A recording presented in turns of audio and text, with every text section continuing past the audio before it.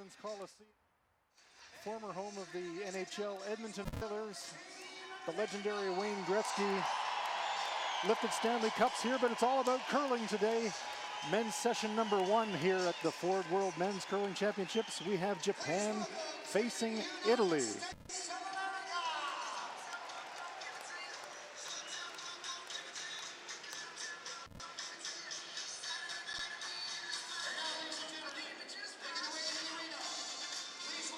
Great crowd here on opening day.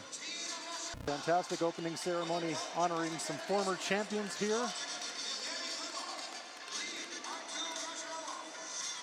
And we see the teams being introduced at the beginning of this round robin action. Day 1. Great crowd here today.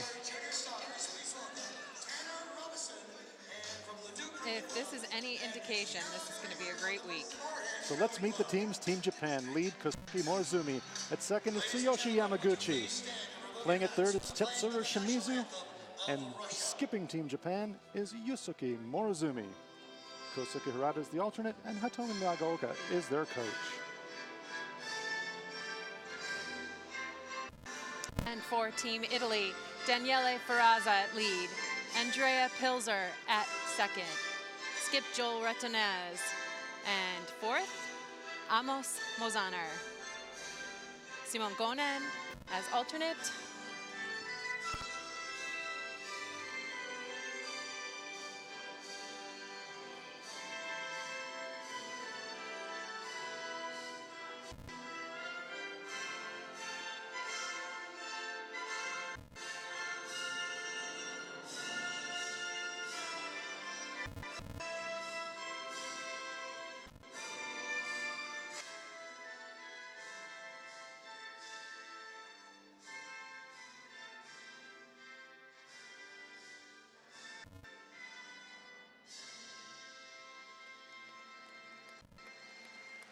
So it's Team Russia being honored before the game.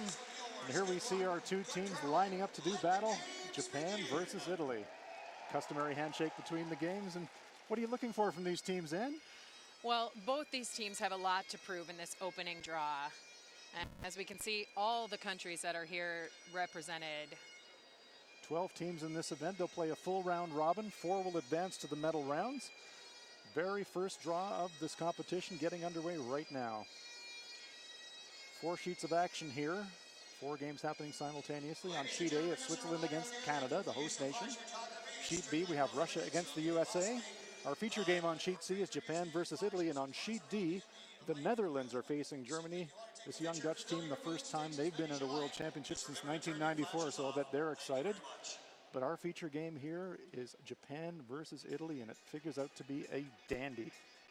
And with 2 excellent draws for the hammer, Japan will have that. They had extraordinary performance, having first practice and put both of their draws right on the lid. Well, that's saying something. First practice in the first draw. Maybe your nerves are a little jangly, and as you said, Ann, they drew a couple right on the nail. This Japanese team, they really want to succeed here. They had a fantastic Worlds last year. Yeah, coming off their 4th place finish last year at the World Championship, they are looking to improve upon that. And I would like to think that they're one of the favorites for the medal rounds here. And I know from watching this team over the years in our part of the world, they are absolutely burning to qualify for the Winter Olympics next year in Pyeongchang. This is, of course, a World Championship qualifier, or an Olympics qualifier here at the Worlds. Their 4th placing last year put them in pretty good shape, but only 7 teams automatically qualified. They really want to lock that in. Yeah, and we'll see that team vying for their Olympic spot, throwing the red rocks today as Italy's throwing the yellow stones. And I think the Japanese team really will want to show the world what they're going to be capable of next year in the Olympics. They are in an excellent position to qualify. So, after all the hoopla, all the opening ceremonies, all the pre-game preparation, it's time to get it on. Daniele Ferrazza for Italy gets us underway. Opening draw here at the Ford World Men's Curling Championships. And for this young Italian team, this is going to be just a really good test, this opening draw in front of this tremendous crowd. And a perfectly placed, let's get at this, I love it. halfway guard. So the Italians are saying, let's play right away, throwing the center guard. And Japan, Kosuke Morozumi, their lead player, they're going right after him. And Kosuke is just an energy creator out there for Team Japan. He's a fun one to watch. He might be a little hop up here. And this one's slipping deep in the rings. So let's see what the Italians do in reply. Looks like he's going to throw board weight at this, so you surprised about that end? Maybe a chance to draw, and he looks like he's going to make a play at it and try to remove it. Yeah, how I like to look at that is Japan put a stone where they didn't want to. That's an opportunity for Italy to pounce, take advantage of a little bit of a miscue there. And So it's the conservative play for the Italians, playing a little bit of weight. it was a nice hack weight shot, just enough to get that rock out of the rings. Really nice control and fantastic sweeping. That stone was moving right out of the hand of our thrower. Yes, I was speaking with head ice technician Jamie Barassa just before the opening ceremonies, and he was telling me you can expect the rocks to move a little bit more in the early draws of the competition, and as the week goes on, it'll curl a little bit less. So, as Ann pointed out, good sweeping there, holding that rock straight for the Italians, but the Japanese, in reply, going right after them. Great shot. Game on. So 6 ends minimum here, and each team have 38 minutes of thinking time, and each team has 1 60-second timeout where they can call their coach onto the field of play. So here is Andrea Pilzer.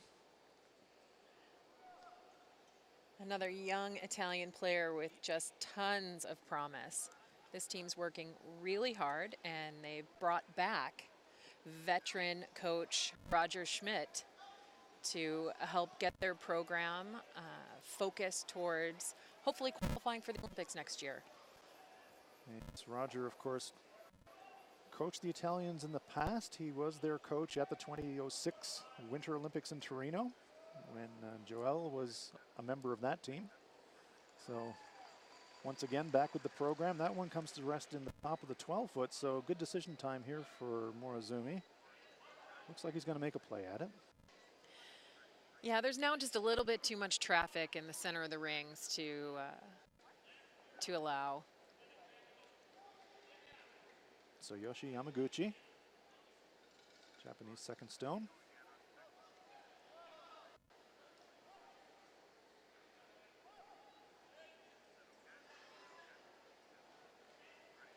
Is it going to be a jam? Yes, it is. Oh. Wanted to hit that one on the nose, but it floated a little bit wide, and Ann was talking about the traffic, and the traffic bit the Japanese on that one. And there we see some of the Japanese fans here, fans from all over the world here to support their teams in Edmonton. So, doors open now for the Italians. Yeah, and this is a little bit defensive call here. They're playing a hit and roll. I understand what they're doing. This is early in the game. And if the rock is not in the painted part, it cannot score against you. And this is a good way for them to force. As long as that rock's in play on the top of the rings. And so, Ann, by a force, you're talking about the Italians limiting the Japanese to only scoring a single point. Yeah, forcing them to a single point. There we get a good look at it. Looks like it might be just off the rings there. Yep, our eagle eye overhead camera there. A little gap off the ring. It has to be touching at least a portion of the rings to be eligible to score. So now Yamaguchi playing a draw.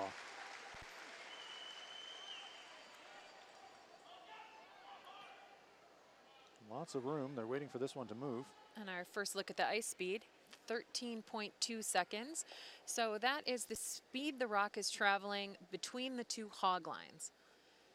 And normally you'd expect that reading to, on fast ice, to be in about a 14.5 range, so the ice isn't so quick here in the first draw. Yeah, and this speaks maybe to a little bit of frost or some humidity in the air. You can see the footprints and the tracking on the surface of the ice here. And it looks that that's the conditions all the way across the sheet, so each team will have to face those and learn how to handle that. And that is the thing about reading ice conditions, isn't it? It's the same for both teams, and whoever can make the adjustments first usually comes out on top. Yeah, and whatever the ice surface is giving you, you need to love it in order to make shots on it. You need to love it. Absolutely right. So now will Joel Retornaz love this shot. Italians lying one. Japan's got the hammer here in the first, but great chance here for the Italians to apply some heat. So, and this is a unique lineup that we see with Joel calling the game and throwing from the third position. Yes, we saw Randy Furby being introduced in the opening ceremonies, of course, of the legendary Canadian Furby 4, and that was an approach his team took to a lot of success. So even though it's customary that the skip throws the 4 stones, yeah, it can work. It is not a hard and fast rule. So that one comes to rest just shy of the top of the 4-foot. It's wide open for the Japanese, so a chance for them to make a double, but also a risk of a jam. So a big shot here coming up for Japanese third Tetsuro Shimizu, trying to get his team out of a bit of a jam here. They do have the hammer.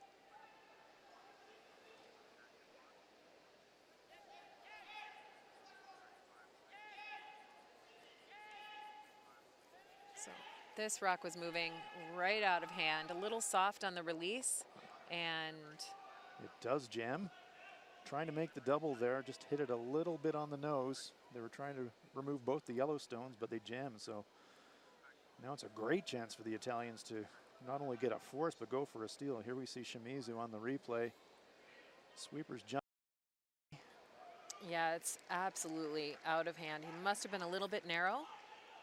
There we see the contact point. Wanted to hit it a little bit wider, but instead drives it on his own. Leaves the Italians lying 2. This is a change of tactics, it looks like. Looks like Italy is going to play a takeout on the stone. It's an interesting call. You could draw around and come on top of your own into the button area, but yeah, and I'd really like to see Joel throw a draw there. He had just thrown one, and it ran a little wide on him. Well, he does eliminate the Japanese stone, but does leave the path to the 2 shots on the tee line open for the Japanese, so a big decision coming up here for the Japanese.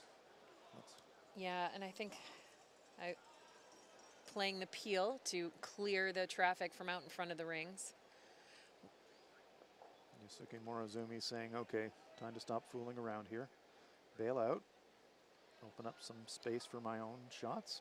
Yeah, and just a really smart angle to play this other side of the ice, to smash that Italian guard into the other Italian rocks on the side of the rings, hopefully removing a couple.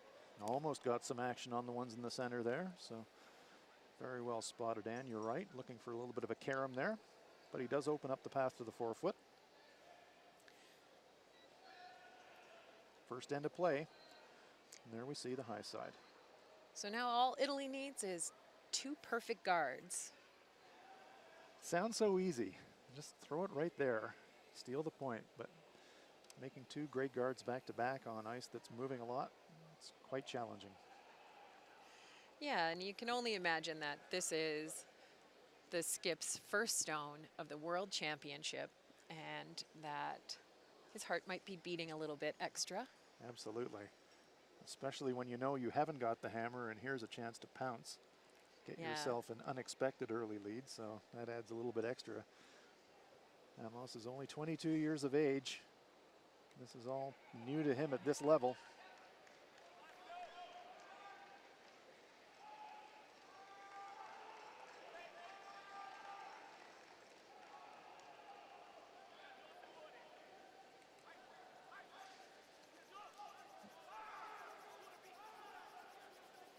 get it across that center line. Straddles it. It's a pretty good shot. Really well played. Well managed, nice and patient from the sweepers. So they had a little bit wider line and let that rock take the natural curl of the ice. And once it started to break, sweeper comes in from the outside, hoping to help it move a little bit further in distance and adding a little bit more curl to it. So Italy now lies 4. Oh, I shouldn't say lie 4. 4 rocks in the rings, Japanese stone in the back of the 8. But a world of trouble here for Team Japan. And it's such a nice shot. It leads to the favorite shot of Team Japan, the run back, Yes. double takeout. The run back triple. Yeah. Yeah, Yosuke Morozumi has never seen a bullet triple that he doesn't like. Just a beautiful, controlled, powerful delivery. Here's one. Has he got the back ones? Well, kills his own, and now it's making things even more interesting. So Italy lies 3. He kills that front stone. That's what he wanted to do, but he wanted a little bit more of the nose.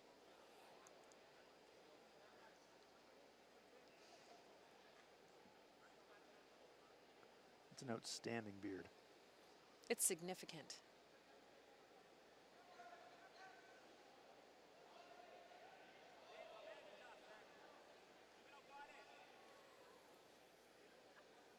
The Italians are just talking about where they want that stone to come to rest, what the good options are. They've got a lot of good options, actually. Anywhere in front, and the force is on. Japan has to draw the pin, really? Draw the pin for their score of 1. Anywhere in the 8-foot in front of those 2 stones in the back 4. And Japan's going to try a triple takeout in the first end. It's not the shot you want to be throwing on your last shot in the first, throwing a triple against 4, is it? It's probably not how you draw it up. No. No brushes to this one yet. They're wanting this one to curl. This one looks like it's got a bit more steam than the first one. Is it going to come too deep? Yeah, it's sliding into the back of the button, making a natural pocket. So we talked about the options there from Osaner, but that was probably the one place that they didn't want to leave it. I'll spin it to the good news that their goal was probably to force Japan to 1 this end. I know they're going to be a little disappointed with the opportunities in front of them, but even with that, this is still going to be a tough draw. Yeah. You overthrow this one a little bit and you're dropping 3. Underthrow it a little bit and you're still dropping 3. So you got to be perfect. And the last 3 rocks thrown down this path by the Italians have run pretty straight, all of a sudden, straighter than those opening couple. So here we go. Yusuke Morozumi, Team Japan, last rock of end number 1, facing 4. Yamaguchi jumps it right away. Backing off now. And it's running on them. Sweepers like it. Weight looks really good. And just like that, Yosuke Morozumi bails his team out. Coolly draws it on top of the pin, saves the end for Japan. Well, after one end of play, it's Japan 1, Italy no score.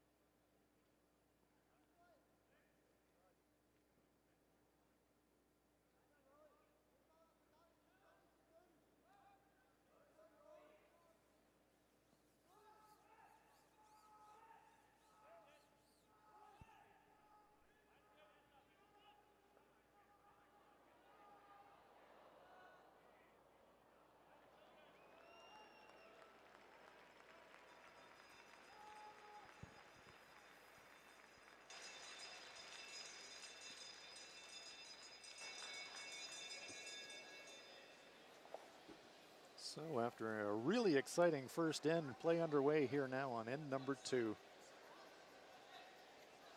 That first end had a little bit of everything. But Japan scored the point. So they open the account here on end number 2, and they elect a center guard. That's a long one. That is a long guard. That is a complicated choice, actually. It makes it tough. Makes it tough to get underneath a corner guard, as called.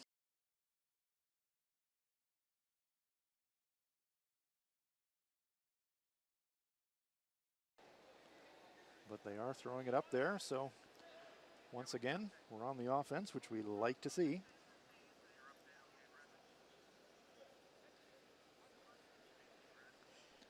And both teams getting bit by this unplayed side of the ice. Just so much slower than the other side right now. And it was slower that we saw during the pregame practices as well. And that was likely the very first rock that was thrown across center line. Yeah, that one really moved, really bit.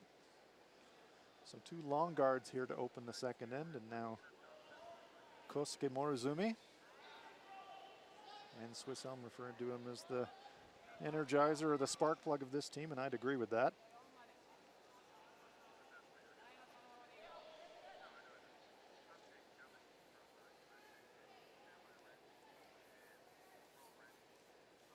Comes to rest behind that guard. Let's take a look at another one of the games here. Russia against Team USA. Russia sitting 2 for skip John Schuster's last stone. So once again, we see another team having to throw to save an end. How will the Americans do? Sweeper's backing off it.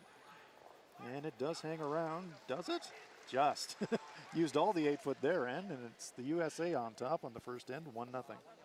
And back in our feature game, the Italians take nice advantage of the Japanese stone over curling and a really long guard just to play a hit and sit directly under cover. Yep, fully guarded, but that is a long, long center guard, so. Yeah, that's really just visual traffic. Yeah, that's right. That is just getting in the way of a shooter visually. It is not a guard of anything, actually, at that kind of distance on ice that is moving or rocks that are moving like we're seeing right now. Something for the sweepers to trip over more than anything. Yeah, but it does. It's interesting how often you hit it Absolutely. or throw it wide to avoid it. It really is visually challenging for the sweeper. I mean, for the thrower. Well. And here we go. Just as you said, Ann. Shouldn't have been trouble, but clipped in. And now Italy has access to 2 corner guards. Yep. There we see on the right-hand side of our picture. Well defended there for Team Italy if they can get one around those corners. Lots of room for them to work with now for sure.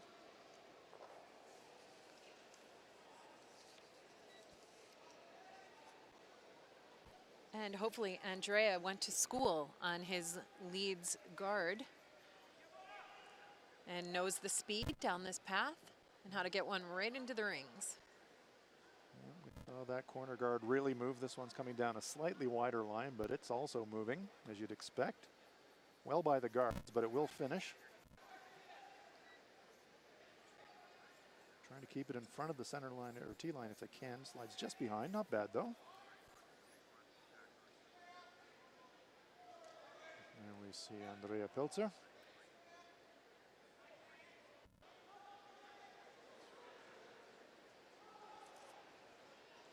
Angles are there now for the Japanese to maybe make a double hit takeout cross house. Here's Tsuyoshi Yamaguchi. I think they're looking just for a hit and roll on this one at this kind of weight. It is quiet weight. And they just missed the break point a little bit. And so nose hit there. Some teams trading small half errors here in the second end, and Italy with the hammer and a great chance now to zip another one around the corner, or are they going to try and remove the red one? Looks like they're going to play hit and roll. They're going to play hit and roll. You like that? Oh, I like any call if they make it. That's true. You call it and make it. It's a great shot every time. That's absolutely right. I think that this is another one of those opportunities to stay on the offense and to possibly draw. So makes the hit, rolls away, and now in another update game, the home team Canada against Team Switzerland. Final stone here for Switzerland.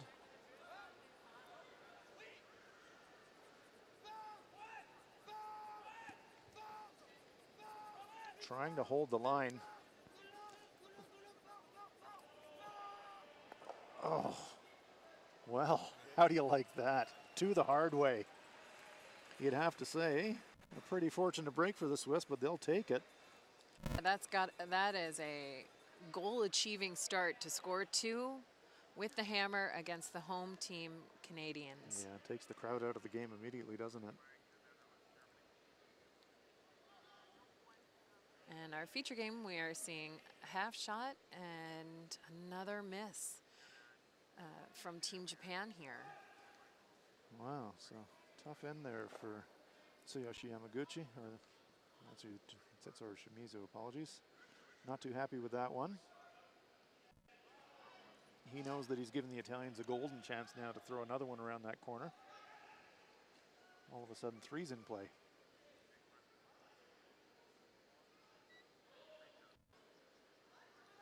Joel Rotorn, as we mentioned, skipped the Italian team at the 2006 Winter Olympics. Those, of course, were held in Torino, in Italy. And the Italian national curling team went from something that was totally obscure to national celebrities, largely because of the feats of Joel and his teammates. Joel, in particular, became a very well-known person in Italy literally overnight. They defeated the Canadians in the round robin at the Winter Olympics. Yeah, and as great as that experience had to be for him, there is nothing he wants more than to go back to the Olympics and do even more. Absolutely right. And his draw slips just a little bit heavy behind the tee line. And Japan choosing... There's Hatomi Nagaoka looking on with a little bit of concern. Her team is struggling a little bit unexpectedly here in the early going, and a chance now for Shimizu to bail himself out, really. He missed the last one, and he can make this one.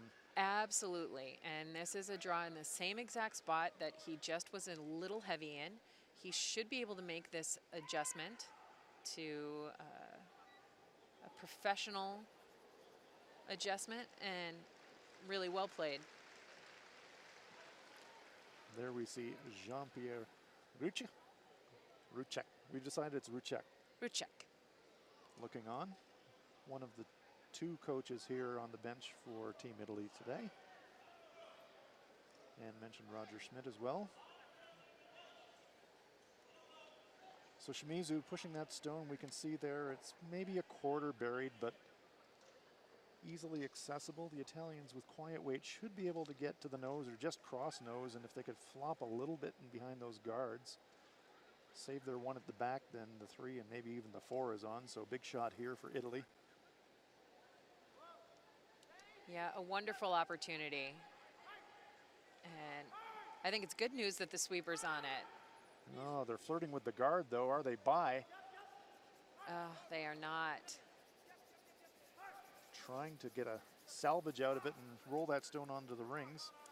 Outstanding sweeping. That's a good plan B. That is an extraordinary plan B. So Rotorna is disappointed, crashing the guard, but pretty good salvage option there by rolling that one into the 12-foot. Japan can't really fool around here. There's danger lurking everywhere they look. Yeah, this is a tough decision.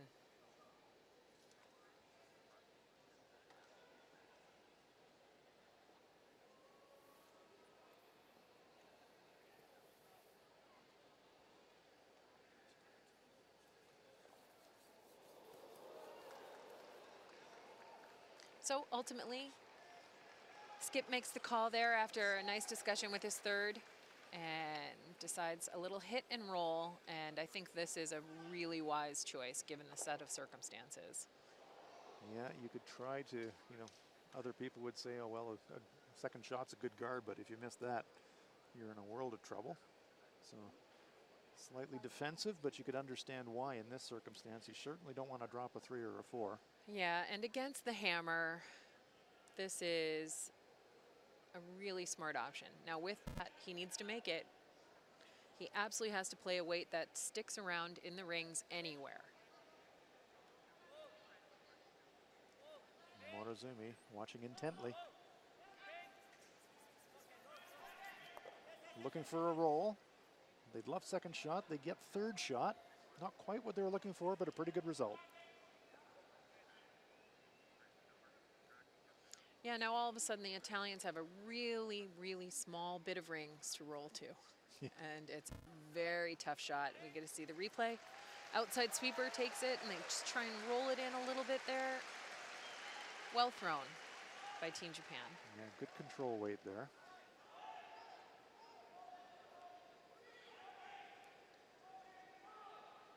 Team Italy still thinking we've got a shot at a 2 or a 3 here.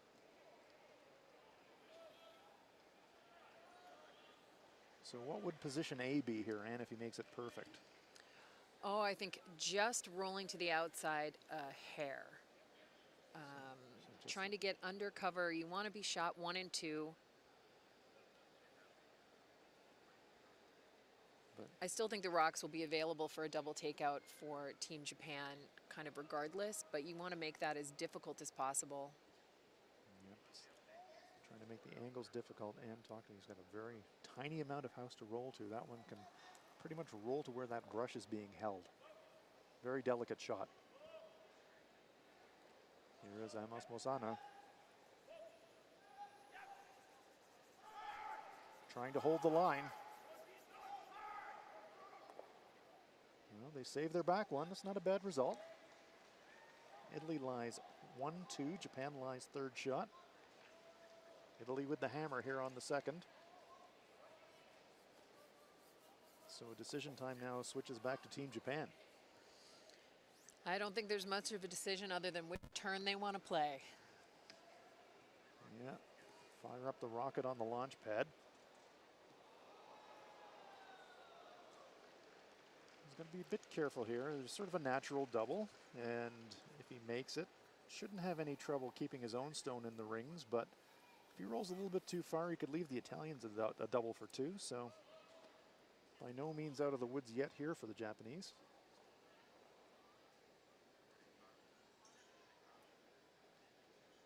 There we see a great angle. And they're throwing in.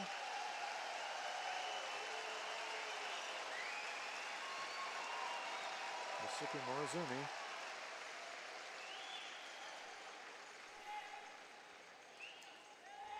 And they're trying to hold the line on this one, trying to hold the line and make the double takeout. Jams it straight back. So Japan is lying 1. And do they have a pick here to score 2, the Italians? I think they do. There we see the jam. Jams that stone, so that stone in the back of the 8-foot is second shot. The yellow stone is third shot. So, Ann, I think if he hits half a stone on the high side here, picks it out, Italy scores 2. Absolutely. Great chance here. And they didn't waste any time calling it. And the nice thing for Amos is that this is the exact same line that he just threw on. He should have a lot of confidence in the path, the line, where to put the broom. Lots of weight. He's throwing peel weight at it. It's riding out on him a little bit. He just needs to touch it. Saves the back ones, and so there you go. 2 points for Italy. So after a lot of half shots and chances for both teams, Mosana throws the heat on the last one, picks out the Japanese stone, and after 2 ends of play, Italy takes the lead 2-1.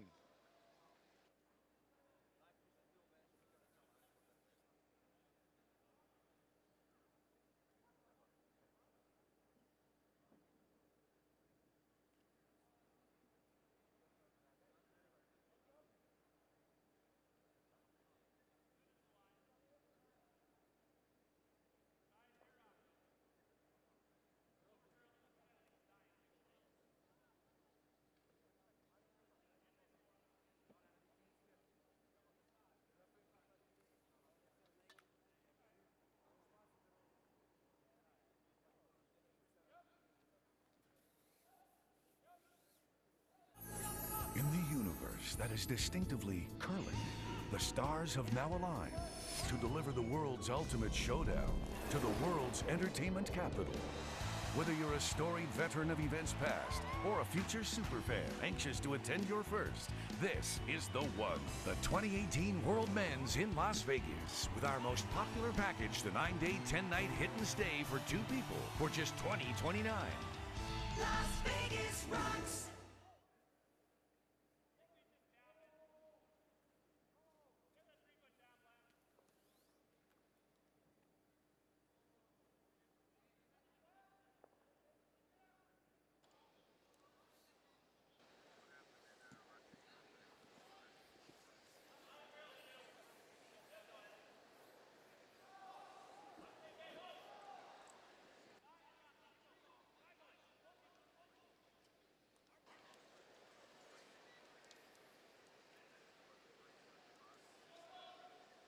Daniele Fraza gets us underway here on the third end. Italy snapped the deuce. They've got the lead. So let's see how the Japanese respond. Top 12 foot, but let's take a look at some of the other games. Switzerland scored kind of a scary deuce in the first end, so Canada here with last rock on end number 2, and Skip Brad Gushu with a wide open house to draw to for a second point. Well, it's kind of the shot you'd like, and you'd expect him to make most of the time. And sweepers Brett Gallant and Jeff Walker taking real good care of this last shot for Team Canada. Guide it right into the rings and right onto that Ford logo. Wow, well, can't do better than that. 2 points for the Canadians, and they level it up.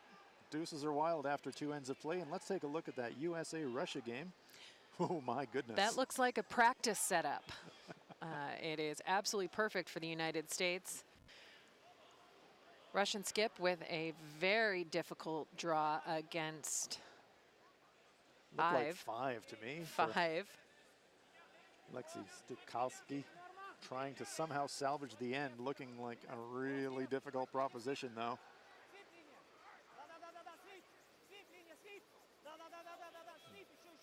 Da. We know what that means. He feathered that one in the top 8 foot and it comes out, cuts them down, but it's a steal of 2 for the Americans.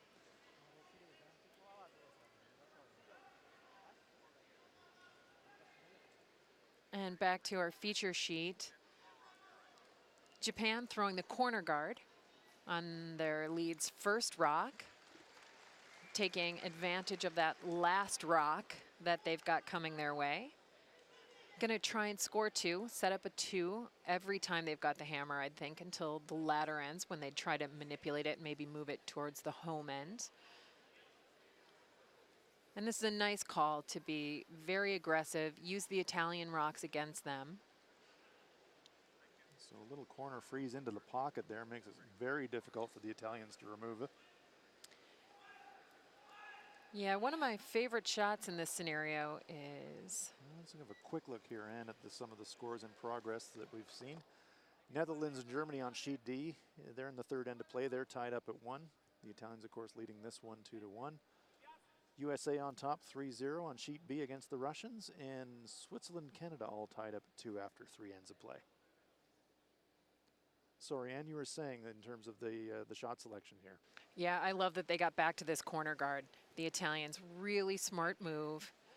The trouble rock is not the Italian rock in the rings, and this is a chance to maybe maneuver both of them around.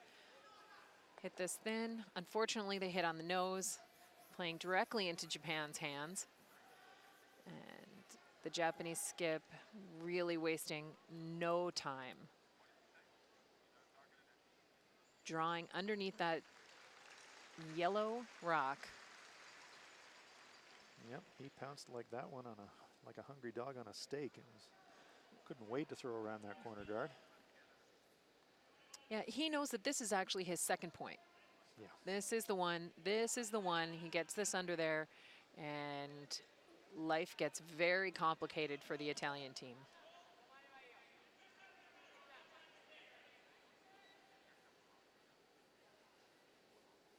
by the guard. They won't mind if it goes deep in the house as long as they've got some cover, but they don't want it to slide out of the house. Goes into the 12-foot, buried.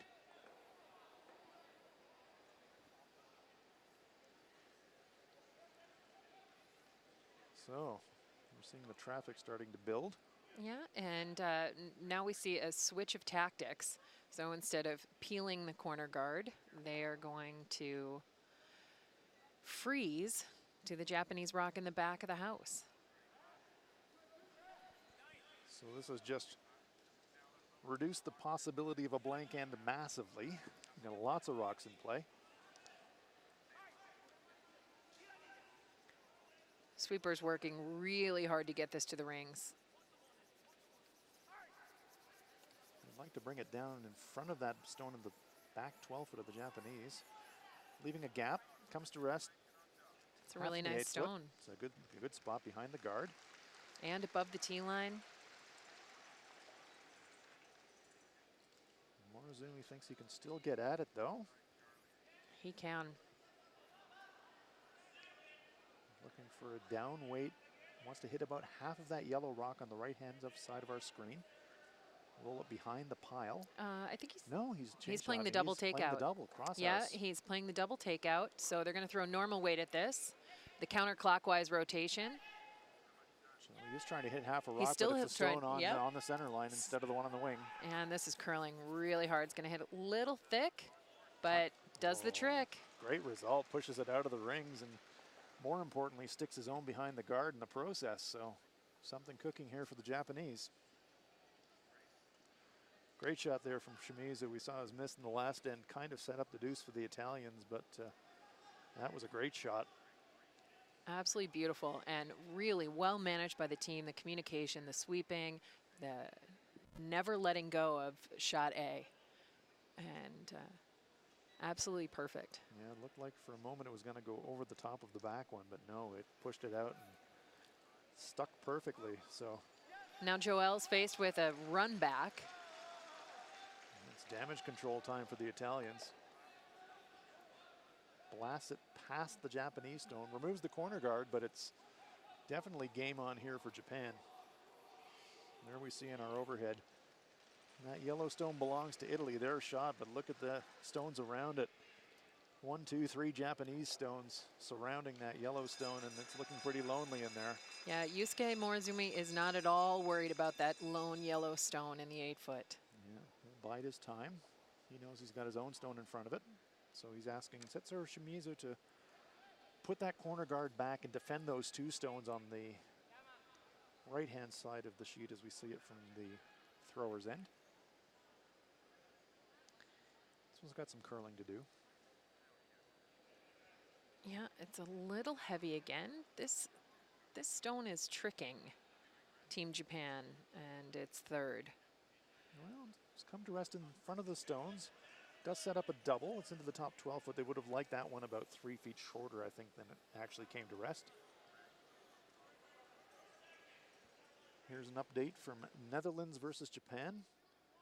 Jaap van Dorp making the first appearance for a Dutch team at Worlds level since 1994. They are very excited to be here, and it's the last stone here on end number 3.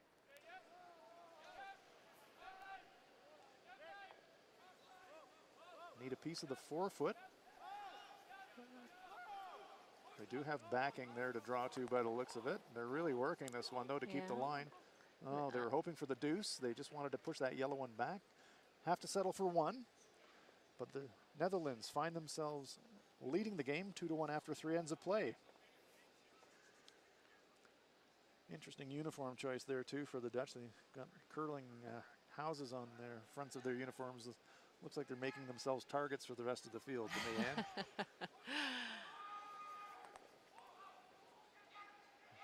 We saw some rock rattling there from the Italians trying the double takeout, and they do remove 2 stones and roll their own to the top of the 8-foot. So rearranges things a little bit. Yeah, it's a valuable shot. Now Team Japan's going to address this. I wonder if they can just hit half their own. They might be able to kill the other yellow one if the angles are good. but it's pretty much sideways. So let's just see what kind of weight Shimizu throws on this one. It's pretty delicate. Yeah, it's a control weight shot, so they're looking just to remove the one yellow stone and to sit into a control position there in front of the rings.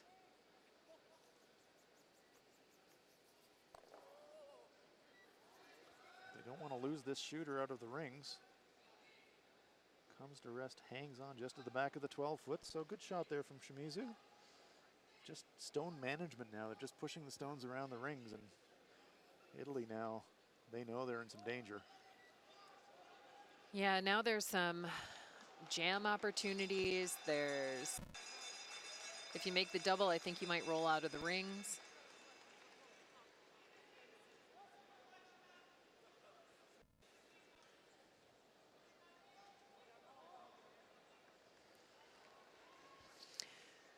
So now we've got a situation where, because of 2 missed shots at the second position, Team Italy has been trying to throw runbacks, doubles, and triples with both the thirds rocks and now skips first.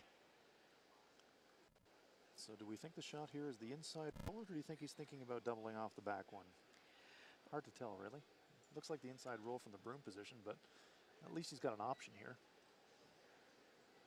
Neither one of them easy, however. No, and the perfect inside roll might get you a small, might still leave 3 Japanese stones in the rings. And could jam the back as well. Oh yeah, there you go, makes the double. Makes a beautiful shot.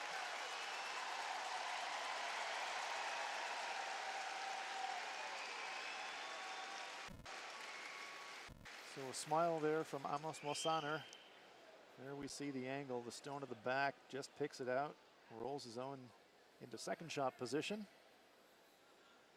Here you get an idea of how quickly the stone's moving when the players throw the up weight.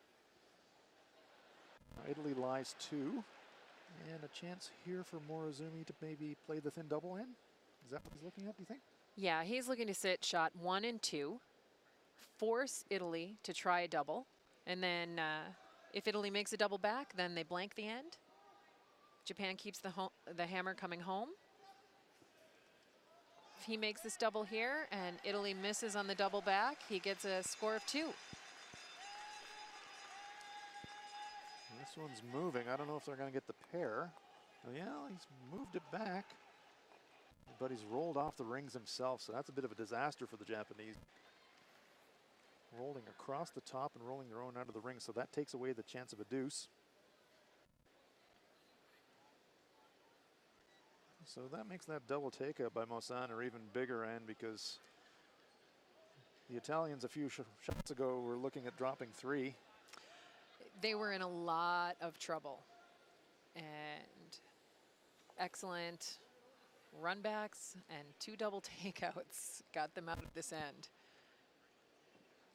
So Yusuke Morozumi can only imagine what might have been now, and he has to kind of mentally reload for his last one, but now he'll be thinking, okay, try to blank this end and reload again for the 4th. Amos Mosaner now with an open hit.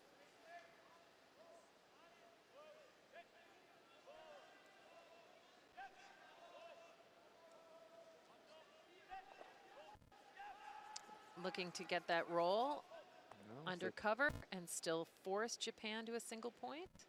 Will it stick around? Will it spin back? Oh, just caught the stone and spun it away from the house. That would have been awesome if it would have just held a bit of the red because or the bit of the blue. It would have made it almost impossible for the Japanese blank by hitting.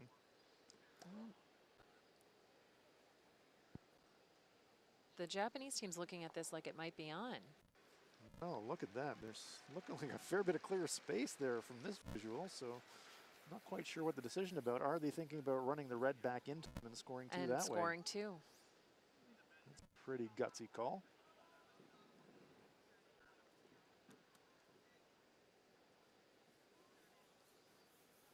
Well, that's exactly what they're looking at. Well, this is a very telling kind of call that Team Japan is going to take any opportunity to score 2 points. So what we're pretty sure that they're going to play, they're going to try and hit that red stone back onto the yellow stone, just slightly across the nose, and in the process, roll their own shooter onto the rings to make an angle raise split for two. Let's just see. Last stone coming at you here, folks. Buckle up. I hope this Yosuke hits the Morozumi. highlight reel. Looking board weight. Just needed to cross slightly the nose of the target rock. There's the hit, there's the drill. What a great shot there from Yosuke Morozumi. A fantastic shot for two. How do you like that incredible stone? The Japanese fans justifiably love it. What a gutsy call. Raises it onto the stones at the back, jams it, rolls his own, fist pumps from his teammates, and that's the kind of thing that can spark a team. Yosuke Morozumi knows that, his teammates know that, and out of nothing, Japan scores two to take the lead. After 3 ends of play, it's Japan 3, Italy 2.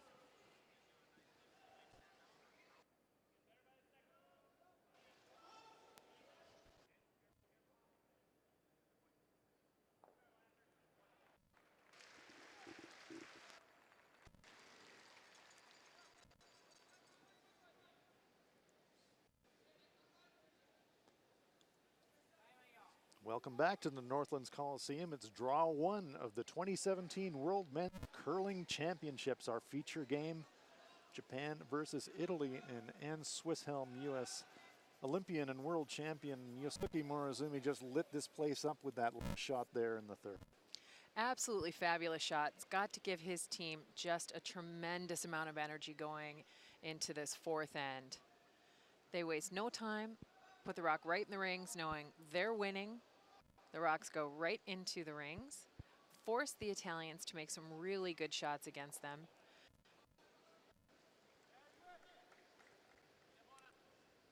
So Italy does have the hammer here on the fourth after that great deuce by the Japanese.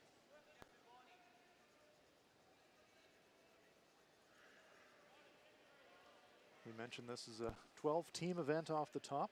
The teams will play a full round robin. That means they'll play each other team once. That means 11 games. So it's a long week for the players. It's a pretty grueling schedule. And at some point during the week, each one of these teams will play 4 games in a row, back to back to back to back.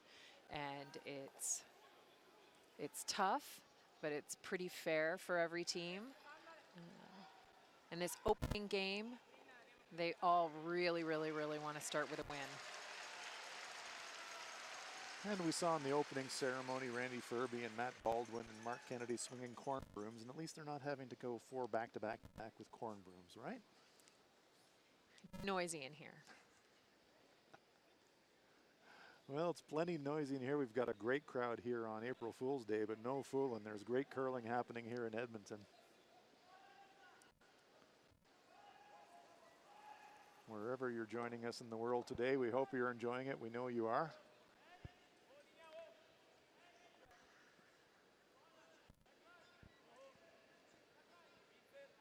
And the Italians are sticking with their traditional attack on this second rock, where they're going after the Japanese stone. Looking to push it deep to leave themselves shot. Yeah, that's a really smart weight choice. Keep those rocks in the rings. Tough to tell who's shot here from the overhead. It's pretty close. Between the yellow stone belonging to the Italians and the red stone belonging to the Japanese. Here's Yoshi Yamaguchi, known as Yama to his teammates.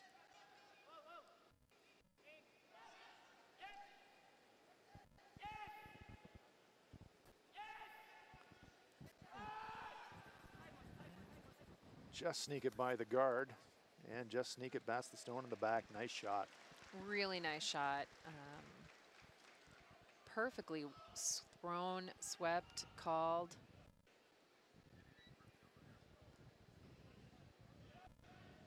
So the Japanese taking some inspiration from that great shot from their skipper.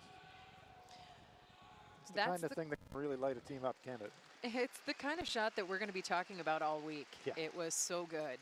And, but one of the tricks for Team Japan is going to be to hold that energy in control and in a manageable place, so they know they've got lots more shots to make today and throughout the week in order to achieve their goals. No, I'd agree. I've watched this team a lot over the years, and containing their emotional energy is can be a challenge. They're so aggressive. Sometimes they dial it up past it, to 11 for aggression, and sometimes it bites them. So you're right. I think you're right. It's just keeping that tempo, keeping that intensity, but also keeping it under control. Yeah, and it's the kind of shot that you can refer back to in your mind as a confidence builder if things are going wrong, knowing how good your skip is, how clever your team is, and how they can do things maybe a little uniquely and do them really, really well. So it makes these basic shots like a hit and stick that much easier. So Japan line 2.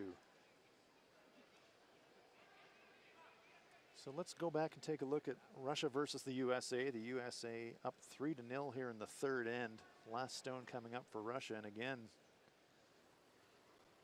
a bit of an attempted saver for Stakowski to try and bail his team out, get themselves on the board. At this point, you're really just looking to score, aren't you, Ann? Yeah, you're just looking to move the momentum. And his sweeper's working hard to put that rock in the perfect spot. And he's got a small bit of rings to hit. Does it hang on? I think it just does. I take a close look at it, and yes, it is 1 point for the Russians. So, boy, that was tight, though. He used all of the forefoot, but Russia is on the board.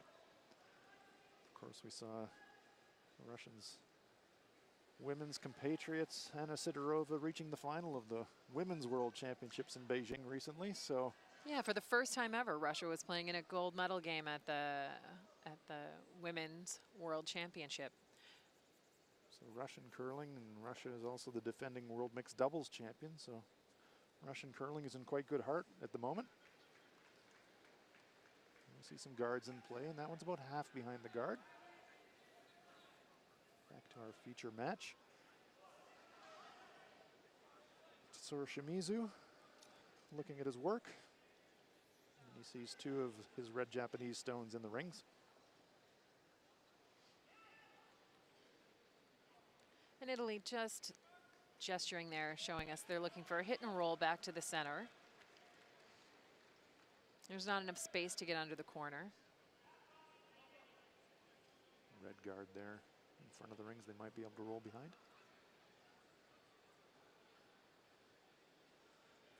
Joel Retornaz.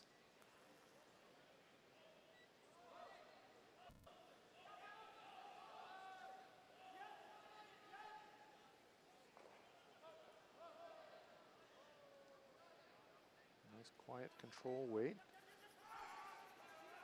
Can they squeeze it behind that center guard? It just spins back a bit. So, and Swiss Elm earlier in the game was talking about a bit of visual distraction there as a guard. So it's not really behind the guard, but there is a bit of protection out in the front.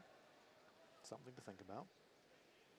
Yeah, and Japan's just looking to throw some nice control, down weight, make sure their rocks stay in the rings.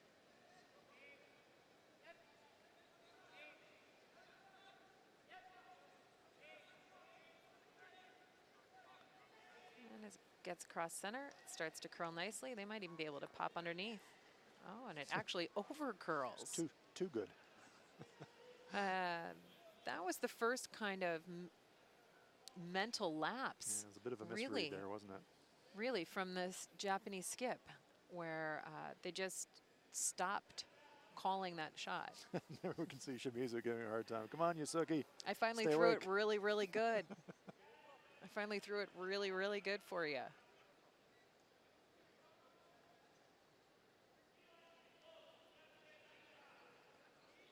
Yasuki, like every good skip, explaining, you know, it should have broke like that. I've been there. Here is Joel Rotornes now has a chance. He can see probably 3/4 at least of this stone, so he's playing the intern.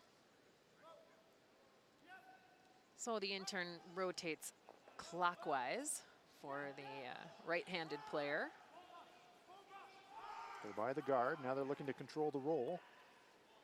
And now it pops back out the other side, right where it was. Almost the same exact spot. Now let's see how Team Japan manages it this time. So now as Yosuke Morozumi makes his way back to throw the stone. Let's look at his last stone in the end number 3. Nothing on the rings. You think, okay, take the blank, but no, not Yosuke Morozumi. He says, I'm going to play an angle roll, split, jam, and bang. 2 points out of nowhere. Huge shot there for the Japanese and an early candidate for shot of the week. Lots of teams would just take that situation and say, oh yeah, blank end, fine. Throw it through, play in the 4th, but not Yasuki. When there's a deuce on there, somewhere on the field of table, play, yeah. he'll have a crack at it. Great shot. It was a really outstanding shot. And this one, Not so maybe outstanding. not quite as good as that hit split for 2 from the last end. Yep, rolls out of the rings. He did really want to save that one, but And I think rolls that out. was just a difference of weight between the thirds rock and the skips rock there. Just threw a hair more weight and it ran a little bit straighter. Never got over the center line where we saw it breaking. And maybe he was fooled a little bit by how much Shimizu's broke as well, and maybe he mentally stepped it up a little bit to compensate.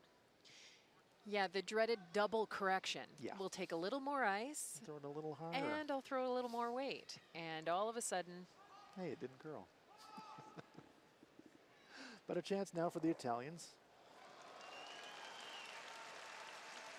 They've got the hammer here in the 4th. They're trailing 3-2. Good a chance here for Mosana to draw around that guard that's just off the center line. and a good chance for us to get a look at the ice speed. Look for a split time between the 2 hog lines, and that'll give us an indication of the pace of the ice.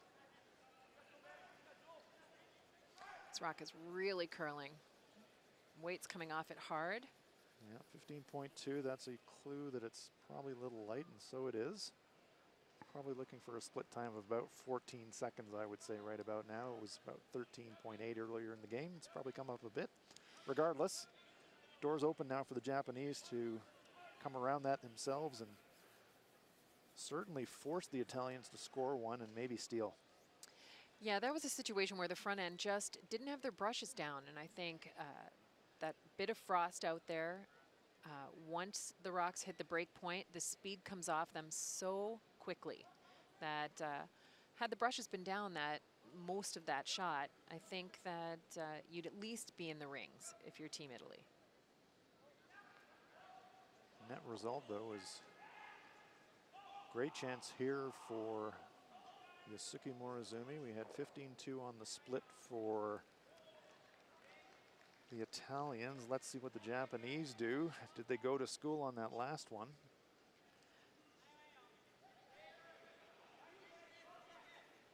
And there we see the split 14-2, so Pretty good. you can see the difference in the result. This one comes right to the tee line, in fact, just past it. So Japan lies 2. They would have loved that to be at the front of the button instead of the back of the button, but still a situation where the force is on. Yeah, and this is a real test for Amos Mozanar to even up the score, keep control of the game. So he'll be looking to freeze to that one, do you think, Ann? Well, he's looking just to hit the scoring area, right? So I think you play the freeze. Obviously, you can afford to move it once you have the line. So second you have line, I think you have your sweepers down, going really, really hard so that you don't lose it.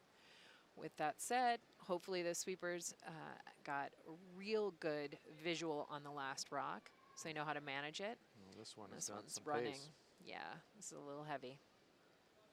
So light on the first one, and last stone here trying to save the end for Mosana, but this one looks heavy, and it's going to be at least a steal of one for the Japanese. And is it a steal of two? Yes, it slides all the way through the ring, so disaster for the Italians, but a huge break for the Japanese. You can see the expression from Mosana, and Morozumi knows that was a gift. It's a steal of two for Japan, and after four, it's Japan 5, Italy 2.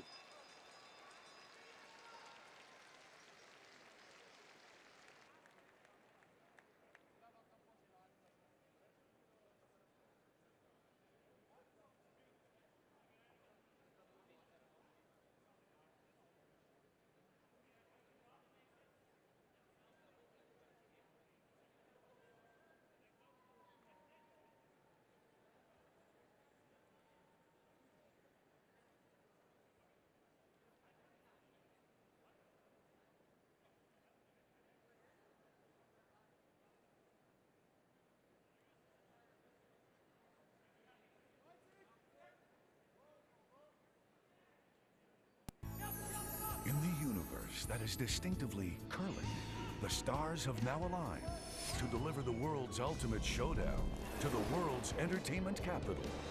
Whether you're a storied veteran of events past or a future superfan anxious to attend your first, this is the one. The 2018 World Men's in Las Vegas with our most popular package, the 9-day, 10-night hit and stay for two people for just $20.29. Las Vegas rocks.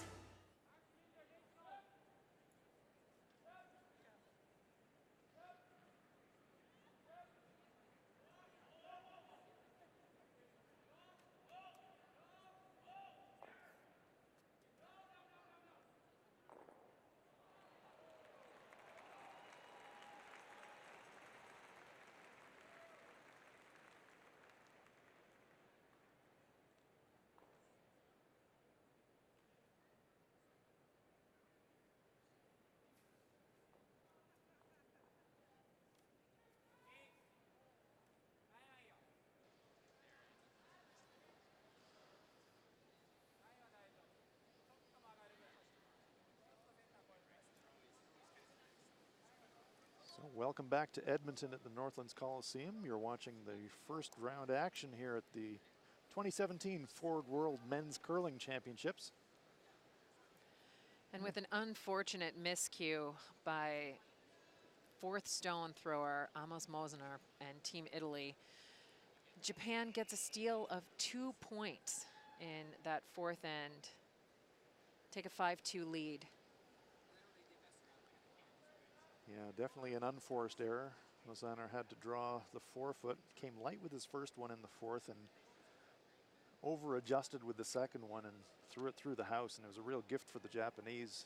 So really important for this young Italian team to bounce back here in 5 and focus on getting a deuce. If you score 2 here, you're back in the game. Yeah, and this is where the leadership of the experienced third rock thrower who calls the game, Joel Retornaz, is going to come into play for this young Italian team. That he keeps them calm and focused and knowing that really they only need to score 2 points. And then they get to the fifth end break, a little bit of time with their coaches, maybe get a little bit of information, and come back for a strong second half. And now for Japan, they just got to keep doing what they're doing. Everyone's throwing really well and making their shots. And as you can see, 2 nice shots from the lead. Kosuke Morozumi. Yeah, a very good curling coach that we used to work with used to say it's really hard to ignore 2 stones in the forefoot. Very nice stones there for the Japanese.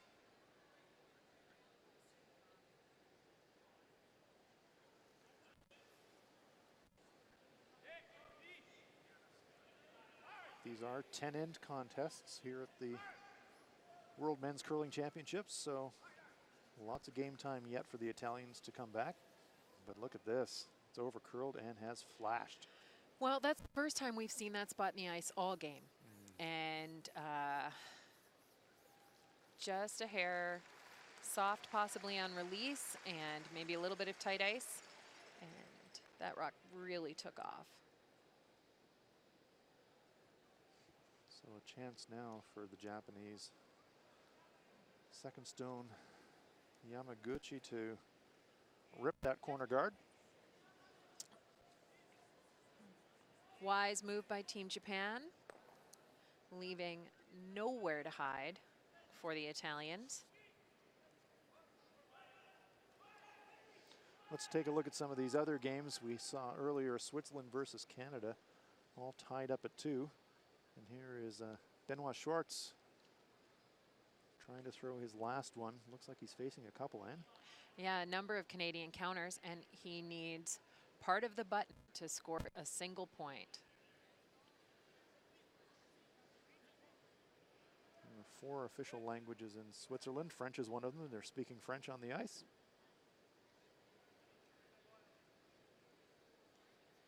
And the sweepers are right off the stone, waiting for it to curl. Well, that's the definition of a cold draw, isn't it? He threw it all the way to the back of the forefoot, but scored his point. So, clutch shot there from Schwartz. And Switzerland pushed their nose in front. And let's take a look now against USA versus Russia. John Schuster, we see 2 Russian stones there in the top of the forefoot, but looks like he's trying some kind of a raise here, Ann. And he set that one out just a little bit. A little inside-out release. Lots of weight. This rock is running. Hopefully it curls enough. And it just does for an outstanding run double takeout for a score of 3 points and a commanding 6-1 lead for the United States. Oh, smiles there and justifiably so from John Schuster. Veteran U.S. skip had a great run at Worlds last year, and he's off to a pretty solid start here at the 2017 World Championships.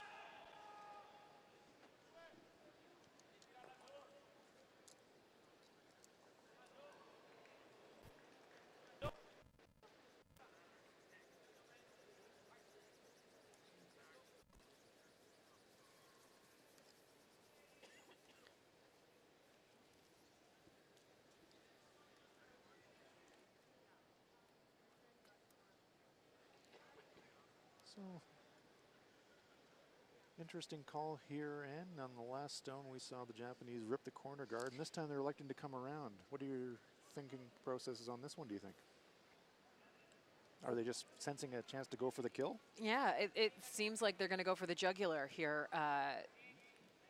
The side that stone is on is actually making double takeout impossible to sit under for the Italians to use it. So great rock awareness by Team Japan. Look at that stone finish. It's going sideways. Comes to rest in the 12-foot. Around that corner guard, certainly.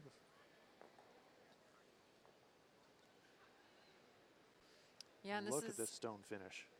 So likely wasn't the Italian lead's release. It is a very curly spot in the ice. Actually lost its handle there. Look at how much that curled in the last 12, 15 feet of travel. Curled 4 feet. 4 feet, absolutely. That's fun ice to play on. It is. It is if you're clear by the guards, you're pretty happy. If you're tight on your release, it's terrifying. Here's Joel Retornaz now, has a chance to make a play at those 2 Japanese stones frozen on the forefoot. Needs to separate them at least. Yeah, I think he'd like to just get to the nose. Oh, it's a good looking shot. That is a well-played shot. There's the Japanese lying 1, but more importantly, sits his own stone right in front of it. Yeah, and this is a really wonderful setup for Italy, and Team Japan is not falling for it. I think Italy was hopeful that the Japanese team would play a double takeout rollout, and then they can draw under that, those double corner guards. But again, with great presence, Team Japan calling for a freeze, forcing Italy to make really, really high-level precision shots in order to take 2 points with this last stone advantage. Yeah, if you're Team Japan here coming into the 5th end break, you'd be pretty happy to let the Italians score 1. Trying to bring it closer. Comes to rest in the 12 foot, so definitely block the path. But now red, yellow, red rays doesn't leave Italian score 2. And look, Kosuke Morozumi and Tsuyoshi Yamaguchi pounding this one. Proof positive that you don't have to be a physically large person to sweep well in this game. Great technique there from Kosuke in particular. He really works hard. Great angle there as well. Now you see the yellow Italian stone sitting in front of the Japanese shot stone in the 4 foot. There's a couple of really nice options here for Italy. Just a simple hit and roll off the top if they can move 2 red stones out of the way. They've got a chance to set up their 2. Might even jiggle the red onto the yellow and push that shot stone back in the 4 foot if they get a bit of action. So here's a chance here for Joel to reposition some stones. Yeah, and this stone is running a little bit. And here we get the hit and roll. Want to save their shooter, and they do jiggle Beautiful that stone. shot. Very nicely done. Oh, unfortunately, that back red one sits second count. Here we see the action on the replay. Watch at the contact point. Yellowstone pushes that red, spins it into the back of the 4 foot, but not quite far enough to leave themselves lying 2. Very nice shot, though. Yeah, and this creates some space in the rings for the Italians to put some rocks, right? You can score 2 points with the last 2 stones of the end. You don't need to score 2 points with the first stone, with the first stones. So there's some room, and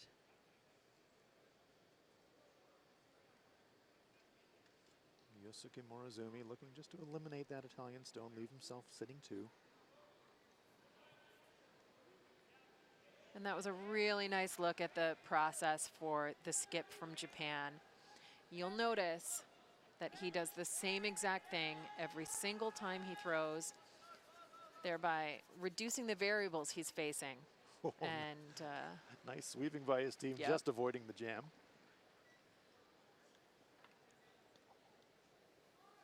So a decision now for the Italians. You're trailing by 3. You've got the hammer. Let's listen and see what they have a crack at.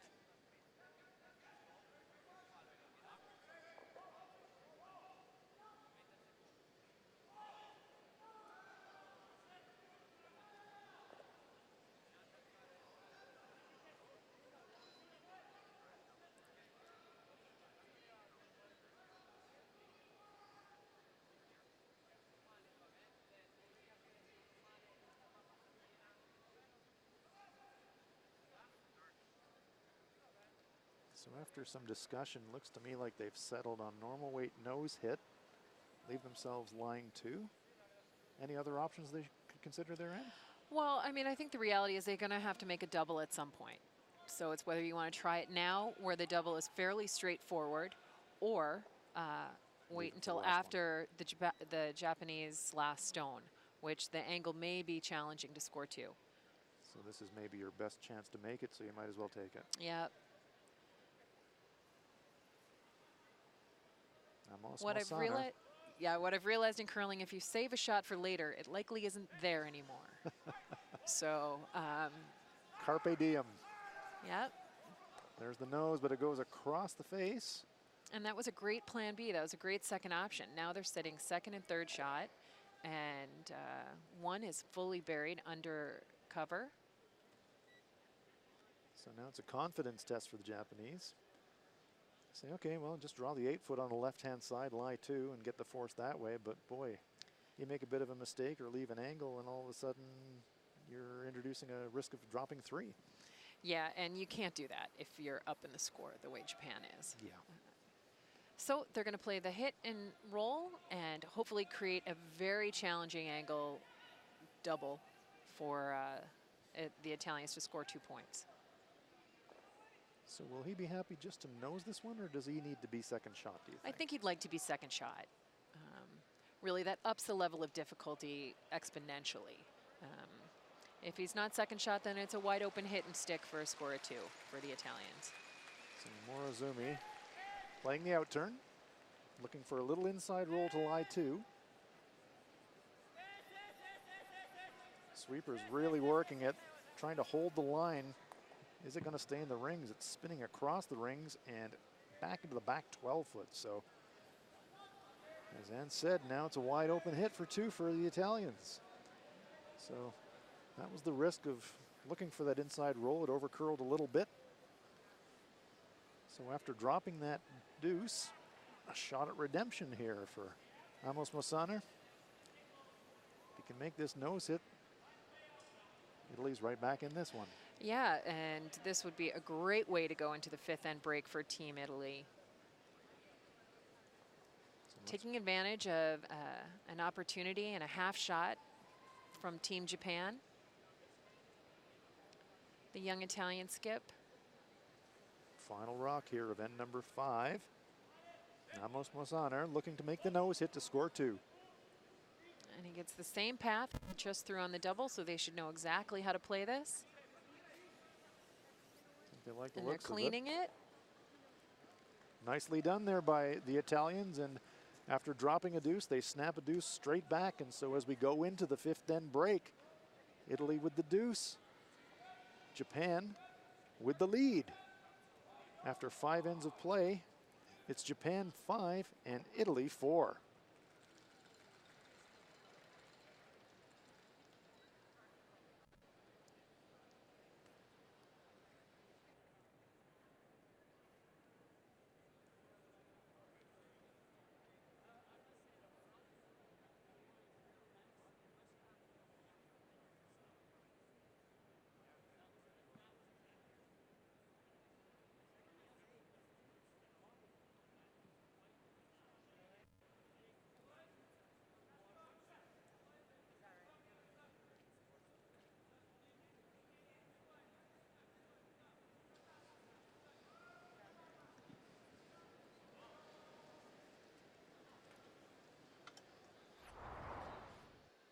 Play in the 2nd end. Last stone for Italy's Amos Mosaner. Throwing big weight to peel out the Japanese stone, and Italy scores 2 to take a 2-1 lead. Then in end number 3, an attempted blank there for the Japanese, but no, they said we can make an angle split raise to try and score 2.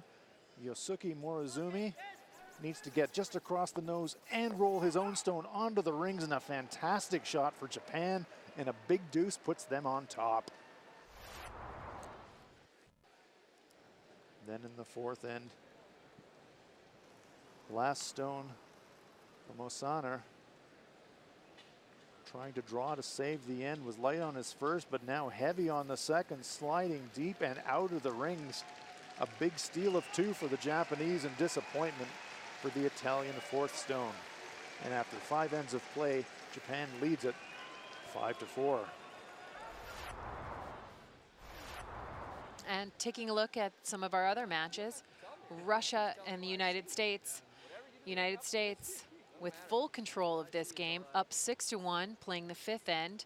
Russian skip needs a part of the 4 foot, or a little bit better than full 8 foot, in order to score a single point. Alexei Stokalski seems like he's been looking at this all day, and he's been looking at a pile of American stones every time he throws his last one, and this one's no exception. Yeah, and after the heartbreak of the 4th end, where USA skip John Schuster made an unbelievable run double takeout to score 3, Russian skip comes up a little bit heavy and gives up a steal of 3. Wow, so there we see the other game, Switzerland leading Canada 3-2 after 5. USA, as we just saw, now with a huge 9-1 lead over the Russians on sheet B. And the Netherlands, a tight, low-scoring game. They are leading Germany 2-1. Teams now having a chance to have a word with their coaches after 5 ends. And it looks like they're doing a little more watching of the game on the big screen than chatting about their own game. They've probably gone through all the finer points already, and they're just getting ready for the second half. And a look at Team Italy.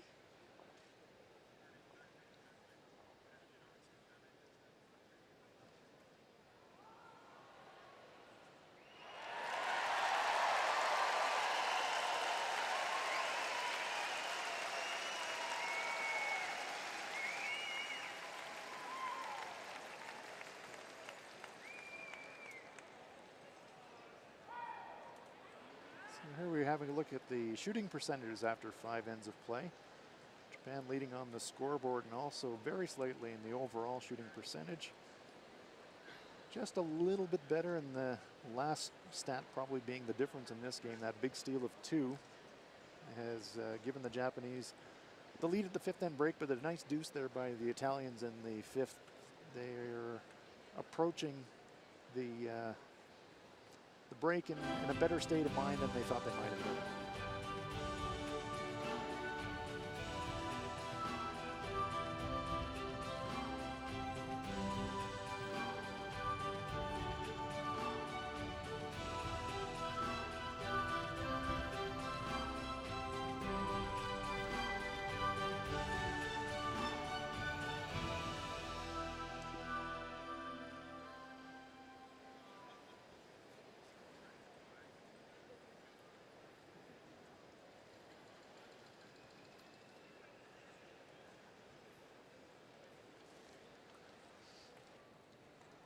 Saturday afternoon here at the Northlands Coliseum in Edmonton. Our feature game is Japan versus Italy here in the first draw of the 2017 World Men's Curling Championship. We heard the Italian coach saying to his 3rd player, or his 4th player rather, Amos Mosaner, trust yourself, make the adjustments, but believe in yourself. That's good advice for the young player. It really is, and he is playing a really nice game. Just unfortunately had that one miss on the draw that gave up the steal of 2 that kind of changed the game, but then came back the next end. He bounced the next end, and it's good of the coach to remind those athletes, keep doing what you know you can do, and again, trust yourself. Now this is the difference maker for me in the game, the lead position. The Italian lead throwing 78%, Kosuke Morizumi, the Japanese lead throwing 93%. Really does get things set, sets the table for the whole end, doesn't it? Yeah, now it's the 6th end, traditionally a little bit faster than every other end in the game. The ice makers run a mop during the timeout, during the 5th end break time. And the turbo mop. Yeah, it takes a little bit of the frost off and takes a little bit of the moisture off the surface of the ice, and things just slide a little far, as you can see from Morizumi's first rock there in the back of the 8-foot. So Daniele Ferrazza looking to take advantage of that. Japan with the hammer here on end number 6. 10 ends in this game. If it's tied, we'll go to an extra end. That one slides back 4 foot. Japan saying, let's play. Absolutely, and I think because of the distance of that center guard, it's fairly long that the Italians threw with their first rock, that the Japanese realize going underneath the corners are going to be a little difficult on how swingy this ice is. So Japan chose to come under center. They'd love to get this one to the center line. They're waiting for it to curl. It's coming a little deeper than they'd like. Just comes back button. It's amazing how often in the 6th end that happens. Just slides a little bit more than you expect.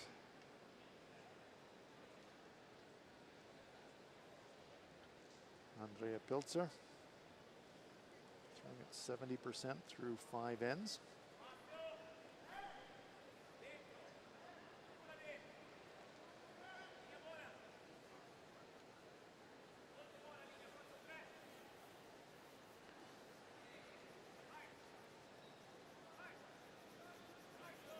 And the Italians really working hard to get this stone into the rings. Good brushing there, gets it full 12 foot. So decision time for Yosuke Morozumi. Says, well, let's keep loading it up. Yeah, he really is all offense on these front end stones for lead and second. Yes, Yosuke only has one offensive gear, and that's overdrive. So Yusu Yamaguchi being asked to throw the in turn. I'd like to probably either corner his own. And this is a really, really nice shot in a new spot on the ice here. We haven't seen a draw come that way the whole game, and that is fabulously managed. Well, look at this 4-foot. It's a big party in the 4-foot here in the Switzerland-Canada game for Brad Gushu. Throwing some weight at it, trying to rearrange some stones. Let's see what's going to happen. Is he playing an in-off? There's the hit. He's trying to pop it sideways. He might have pushed his own stone far enough to be shot. And yes, after a measure, in fact, it is a score of 1 for Canada. That's the most delicate little nudge in-off I've ever seen. He might have moved that stone about a centimeter, but he got the one. It's reminiscent of the Swiss shot in the first end for their score of 2. That's right. Tick, tick, 2. So that one's all tied up. And on our feature sheet, the Italians come up a little bit short, and all of a sudden it's the dreaded staggered guards. So Japan with the hammer. Center guards normally favor the team without hammer, but now the Japanese are looking to punish the Italians. They can zip another one in here, or at least block the path. They're looking pretty good for a deuce and maybe more.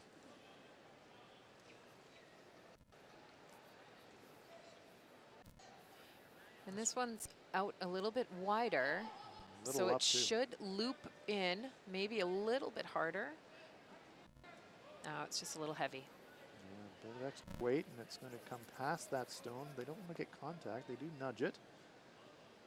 Interesting angle that it creates on the outturn side now, that stone in the back button, but Japan does lie 2. We see that yellow Italian stone at the back of the 4-foot. Nope. Must have clipped it with his foot or something going by.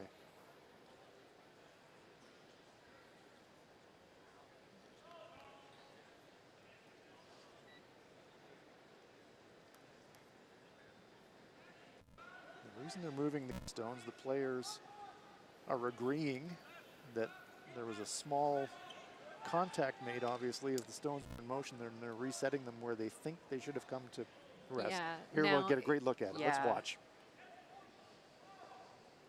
See Shimizu over the stone. Let's watch the red stone. Does he touch it? What he's saying is he clipped the yellow stone with his brush. So actually the red stone's exactly where it would have been for the most part.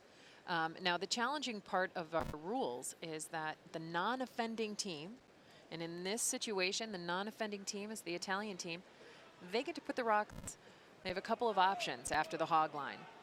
They can put them where they were in the beginning. They can put them where they think they were.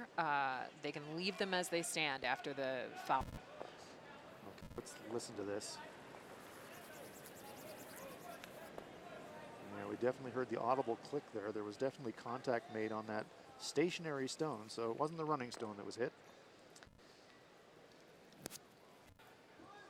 Feels the center guard.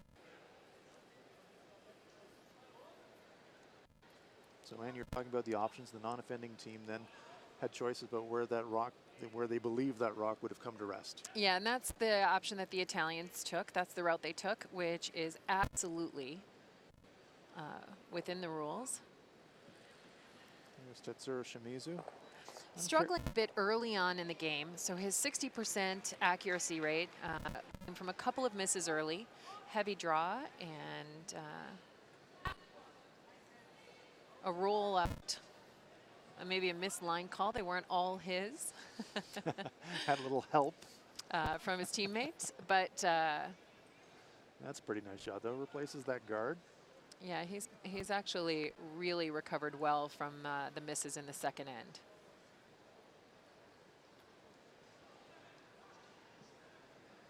Well, even though this Japanese team, they're all still young men, they've got an enormous amount of international experience, and so you'd expect all of them to be able to bounce back from any early struggles they might be having in a particular game. Yeah, they are absolutely a professional squad out there. They play and practice as much as anyone in the world. And they do so with an intensity that is really, really entertaining. They definitely work hard.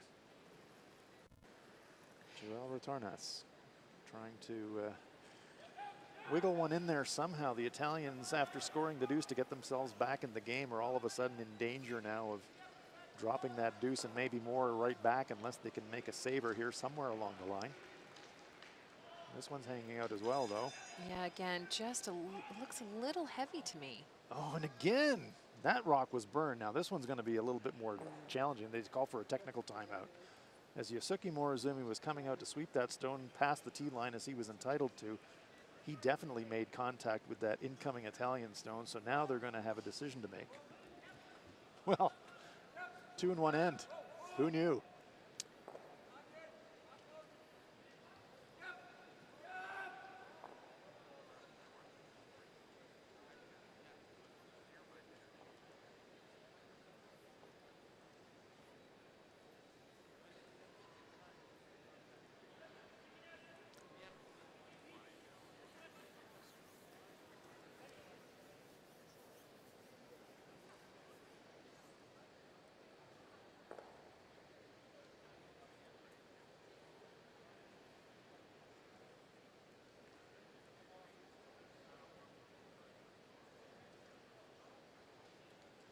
Now let's watch really closely as this stone is coming towards the 4-foot. Morizumi comes out to sweep it, and watch his foot, kicks it, redirects it. It was coming towards the pile from that angle. Very difficult to see if he was going to have much contact on the shot rock. Here we get a much better look at the path of the stone. He was going to get a piece of the red, maybe, but maybe just a feather of it. Yeah, it looked like it was going to come down to that red stone in the back of the 4-foot, just touch it and roll off. And I think they did a nice job, the Italians, of putting that rock where it likely would have been. It's a really challenging situation. It's very unusual that it would happen twice in one end. It's unusual it would happen twice in a game. Or a tournament. So that's yeah, and this is, you know, as the history of the Japanese team, this is when their emotions get a little bit hot. They might make a little bit of error. So can they keep their cool? They've got the hammer now, and they still have a great chance here to score 2 or 3. And look at that. Oh, he feathers the top, and again, maybe a small sweeping error there. Yeah, again, another sweeping error. And this is, they really need to take a deep breath here, think about what's going on. You know, when you burn a stone as a player, when you touch a stone, your heart rate goes up. You feel so bad. And then to see your skip do it 2 stones later, that has to be pretty tough situation. Now that said, Team Japan still sitting shot 1, 2, and 3, all in the 4-foot, surrounding the button in a really great control position. And this is a much needed shot for Italy. They need to freeze into the pocket. They likely can't get shot now, but they might be able to limit the Japanese or give themselves some kind of opportunity on their last stone. So it's a must make here for Amos Mosaner. Needs to drill this one right in the pocket. And that is curling hard.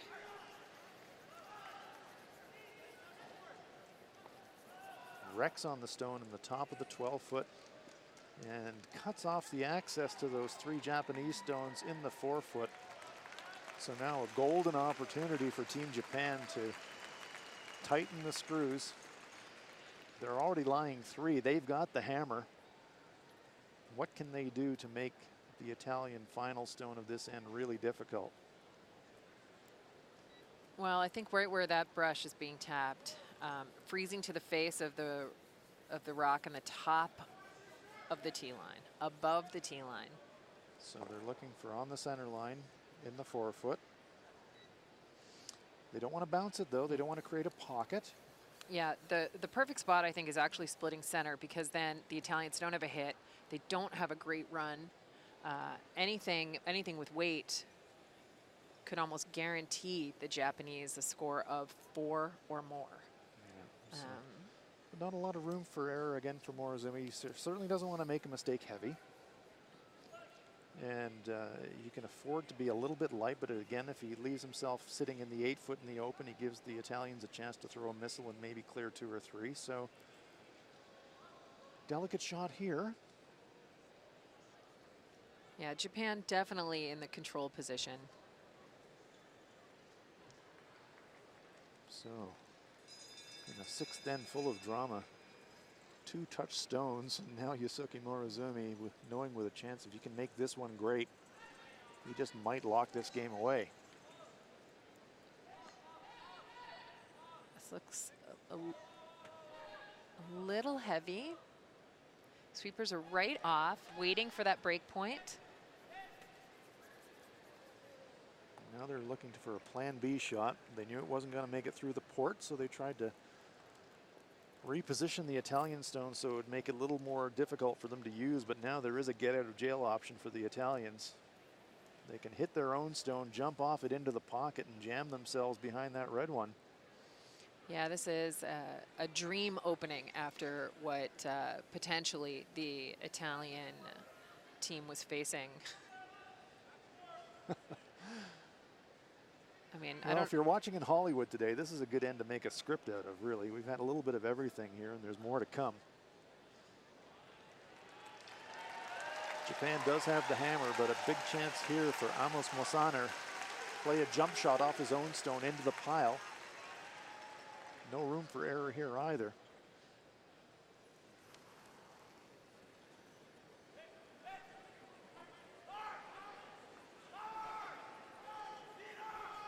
They're close. They are close. That stone spins up and out of the 4-foot at the front, and I think Japan is still lying 1 at the back, but a pretty nice stone there for the Italians.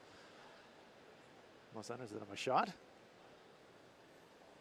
Nope, not quite, Amos, but you threw that about as well as you could. Let's look at the replay here. Look at the contact point into the pile. Hits the back one a little bit thick, which makes the stone spin forward around the horn and up and out of the 4-foot. But still, it's an excellent shot. Compared to what they were looking at about 15 seconds before that, yeah, you'd take that every day of the week. Yeah, if he had just hit just a little bit more of his own stone before rolling in, it would have stuck absolutely perfectly right on top of that Ford logo. You wouldn't be able to have read it.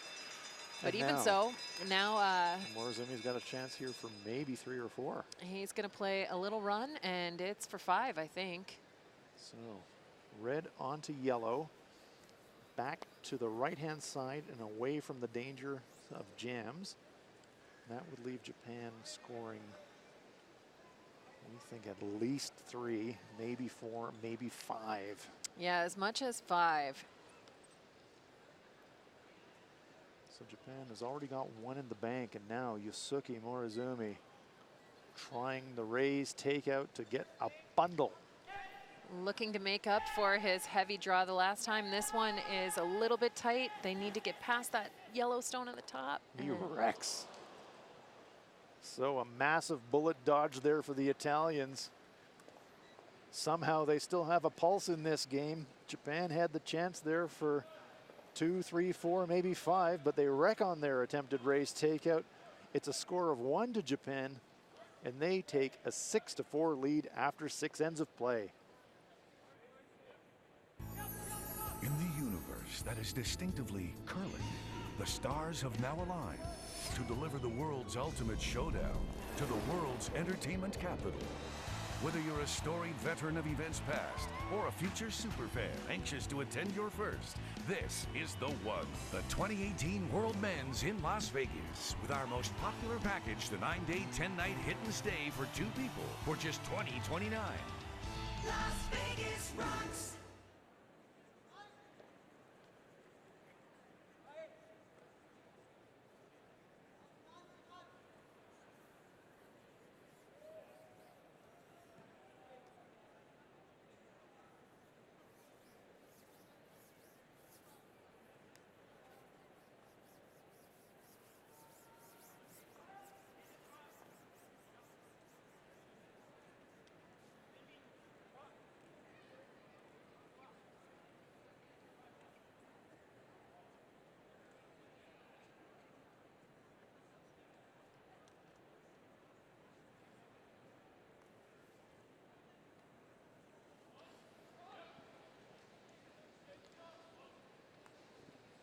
Welcome back to the Northland Coliseum here in Edmonton, Alberta, Canada.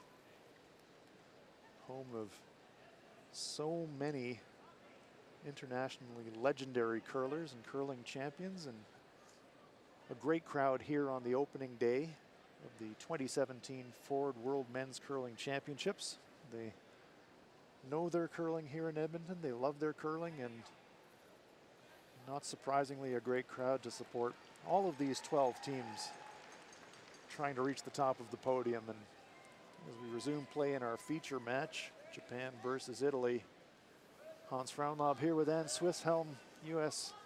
Olympian and world champion, and between ends we were discussing, the Italians, they dodged a massive bullet there, and the Japanese had a chance to really stick the knife in and twist it, and really give the Italians hope in this game. They could have really applied the killer blow on that last shot. Yeah, we talked about the drama of that last end. I think the Japanese skip really felt the pressure of burning that stone. He missed both his shots after that. One wide and heavy, and the next one narrow, and it wasn't light by any means, but definitely narrow on the run takeout for for Yusuke Morizumi. And Team Japan gave up a little bit of an emotional score there.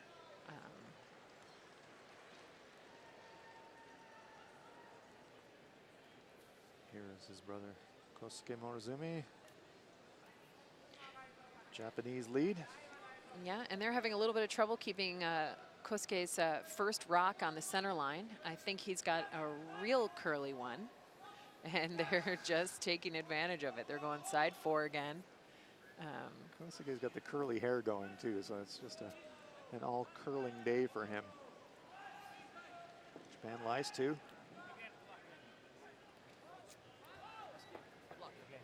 We talked about the USA holding a stranglehold in that game, and the Russians said, that's enough. We'll take a rest now and reload for the next draw. USA opens their account with a 9-2 win over Russia. Great shot for John Schuster and his teammates, Ann. Yeah, it's a wonderful start for USA. Looking to do a little bit better than they did last year, which was bronze medal finish. And we spoke off the top of the show of this not only being a world championship, which is important in its own right, but it's also the final qualifier for the 2018 Winter Olympics in Pyeongchang, Korea. And mentioned that the USA men's team, with their bronze medal last year, got 9 points in the bank, and they're looking pretty good for direct qualification if they can maintain that strong start that they had here in the opening draw, and they're looking pretty good. Yeah, they're looking really good. The teams that are sitting in the top 4 positions right now for Olympic qualifications will continue to look good. Some real incredible finishes have to happen for them to fall out of Olympic place.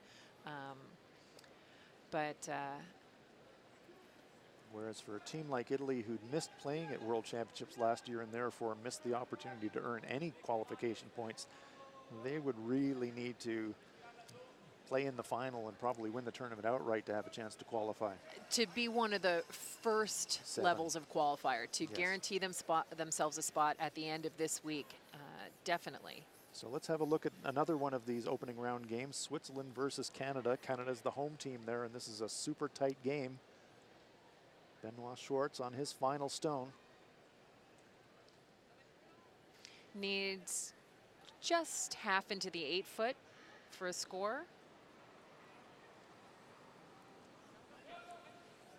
Peter de Cruz is the Swiss skip, but Benoit Schwartz throws the final 4th stones and does a nice job of that, throws it right into the 4 foot. So the Swiss, they know that the pressure of the hometown team is leaning on them here in Edmonton, but they're pretty cool customers so far, and they take a 4-3 lead after 6. Yeah, and as we talk about Olympic qualification, pressure's really on Switzerland. They didn't have the best worlds last year, and they need a really good finish at this event in order to put themselves into Olympic qualification. So that'll be one of the sub-stories that we keep a very close eye for you on all this week here at the Ford World Men's Curling Championships. But for a team like Italy that we're looking at right now, they are a long shot to secure their Olympic berth this week. But what this event gives them is a tremendous amount of experience going into the final Olympic qualifier, which will be in December, just before the Olympic Games next February. And that experience is invaluable. There are 2 places up for grabs at the Olympic qualifying event. Final chance for nations to make their bid. Now we see the Netherlands against Germany. Alexander Baumann, German skip. Playing end number 7. Looks like Germany's lying once. This looks like a draw for a second point. This would tie the game up. Sweepers looking unconcerned, putting a little bit of pressure, and it finishes nicely into the 4 foot. 2 points, all tied up after 7, Netherlands and Germany. Yeah, big smiles there for Baumann. Sehr gut. Nice shot. So after a lot of ends with tons of stones in play in our feature match, we're returning to Japan versus Italy. Looks like a bit of a desert in this end, and nothing much in play.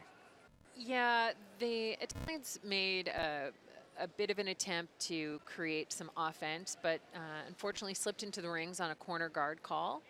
And I think based on the time clocks, and the Italians are a little tight on time, so they might be hopeful to get out of this end.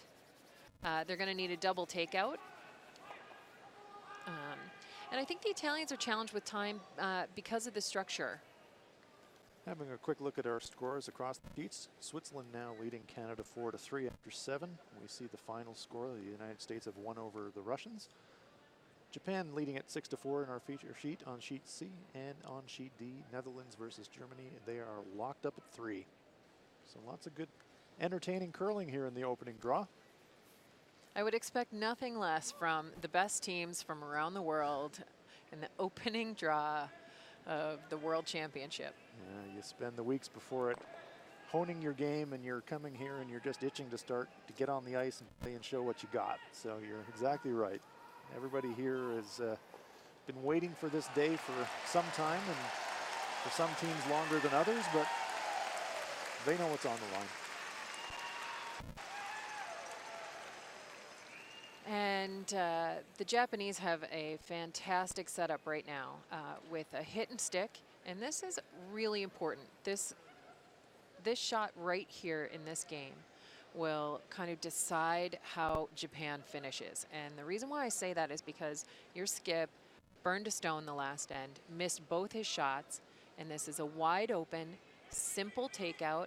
You execute this, the Italians have no chance at a double. They have to make a perfect freeze, and Team Japan can force the Italians to a single point, keep that hammer in the all-important home ends, 8 and 10 in this last half of the game. There's The hit not quite on the nose, a little roll into the forefoot, but still some decent separation. We see the time clocks there. We mentioned teams have got 38 minutes of thinking time, which means the clock runs while they're deciding what the shot is going to be. And Ann mentioned that the Italians are a little bit tight on time. We can see their clock now at 12:17 and running. Still enough time, and then both teams both have a timeout to use, which they haven't yet, to stop the clock.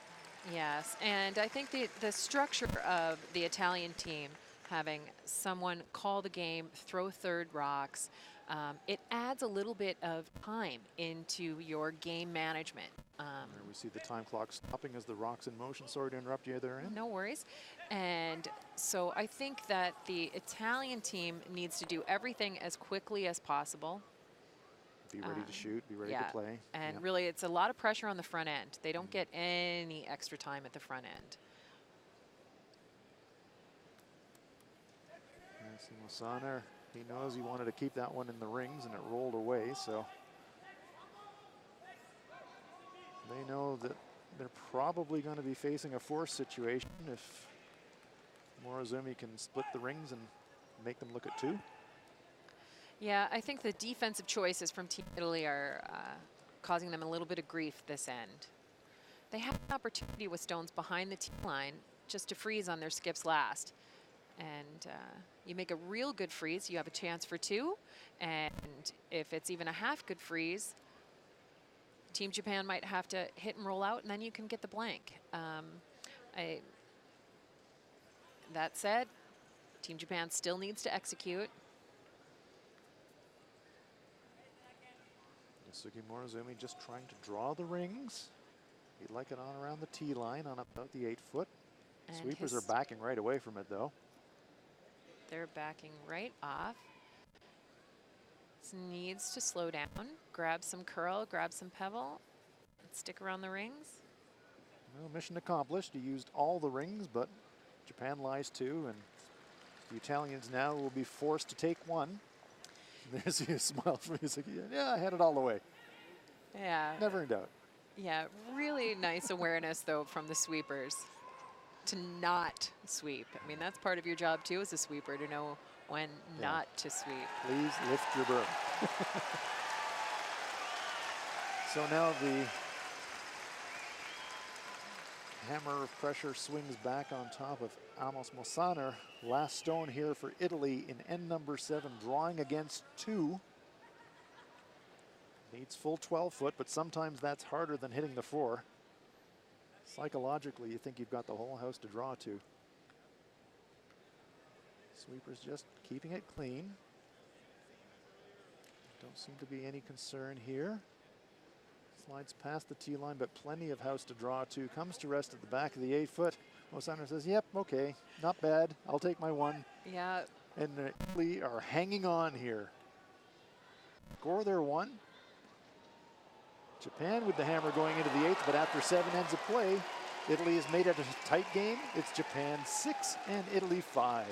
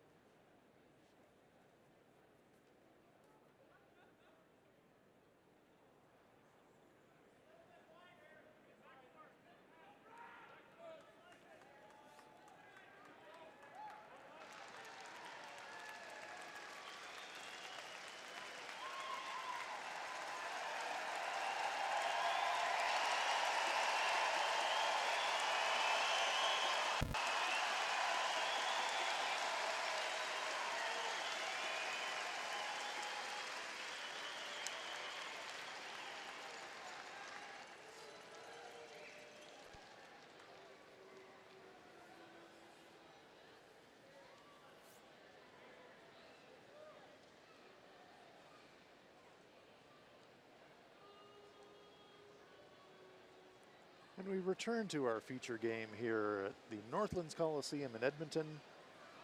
Japan versus Italy.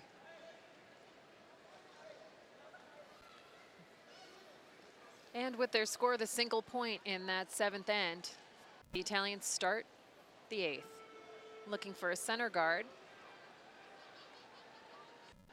Japan's been threatening to break this game open a number of times in this contest, but the Italians are just keeping hanging around and hanging around. And even though Japan's got hammer now in the even ends as we head for home in the 10th, they won't be feeling comfortable right now. No, not over much, right? They still have to execute out.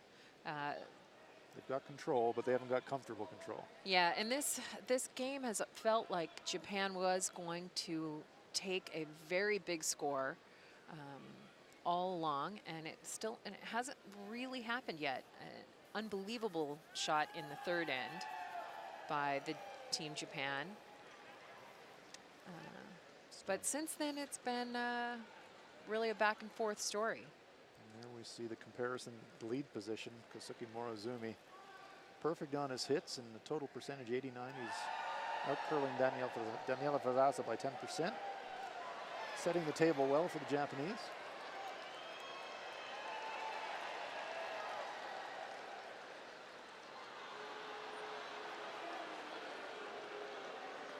And Daniele getting a chance to make his guard a little bit better than that first stone. And that's well placed, a nice adjustment. So game on here in the 8th end.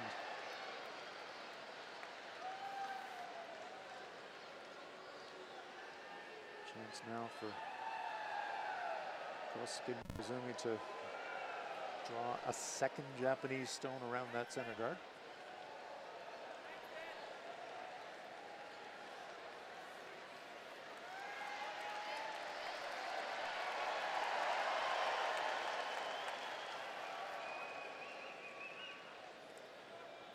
This one to finish, and they'd like it to stay in front of that tee line. Comes to rest just on it. And we talked about this lively curling crowd here in Edmonton. Yeah, we'll do that too. We'll join the wave, and the wave makes its way around the building.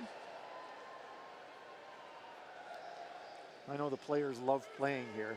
This is one of the livelier places if you're a curler to. You love playing in front of a live crowd at any time, but in front of a knowledgeable one and one that's enthusiastic like the crowd here in Edmonton is like a gift.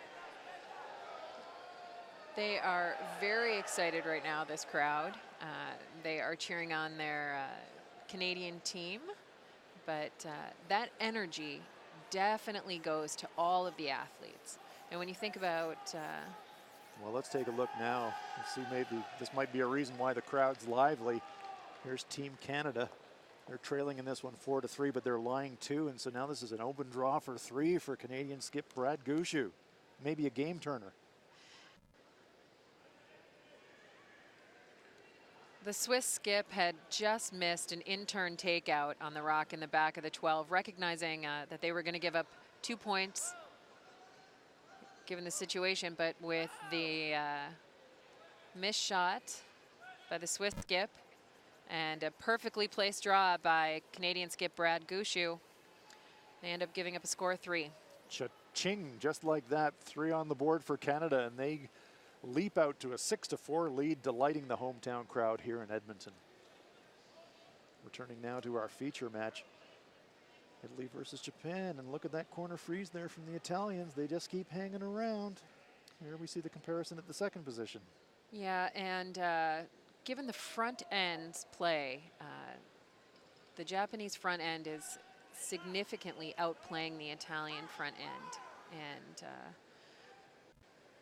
just need to close the door. Yeah, they really do. But with that great freeze that was just made, it's not necessarily about the shots you made That's right. 4 ends ago or didn't make 4 ends ago. It's about the one that's right now in your hand and the opportunity right here. Yep, what have you done for me lately? And that's a pretty good one. Throws that one, shows the outside corner of that yellow stone, which isn't bad. He's a little disappointed. It's maybe a hair heavy, but so is this going to be bombs away on the nose and trying to clear the lot? I think for sure Team Japan's trying to get rid of both of the yellow ones. And this is that tricky spot on the center line. We saw Yusuke Morozumi crash a guard on an attempt down this path before, and again, crashing a guard. That spot's fooled them twice now. Actually, the third time, if you think about the come around and the missed line call. So Team Japan having trouble managing that center line coming home. Here you see that curled right away out of his hand. They swept the entire way. Looking to make the double takeout on those two yellow stones, but ripping the guard. Now a great chance for the Italians to apply some heat.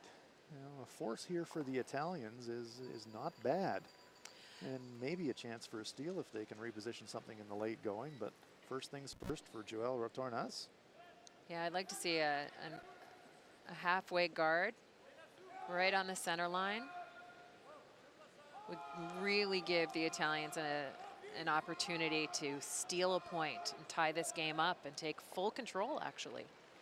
An Italian steal here would definitely give them control. That would be tied up in the even ends. That one's a little over curling, but opens up that stone in the center, but maybe not enough for the Japanese to make a pass at. Let's just see. Yeah, and now we get another look at the same spot. Fourth time lucky. Fourth time good. How about that? I'd rather be lucky than good any day. Yeah, I think you need a little bit of both in sports. Do. Absolutely, you do. And here's a really good one, Tetsuro Shimizu.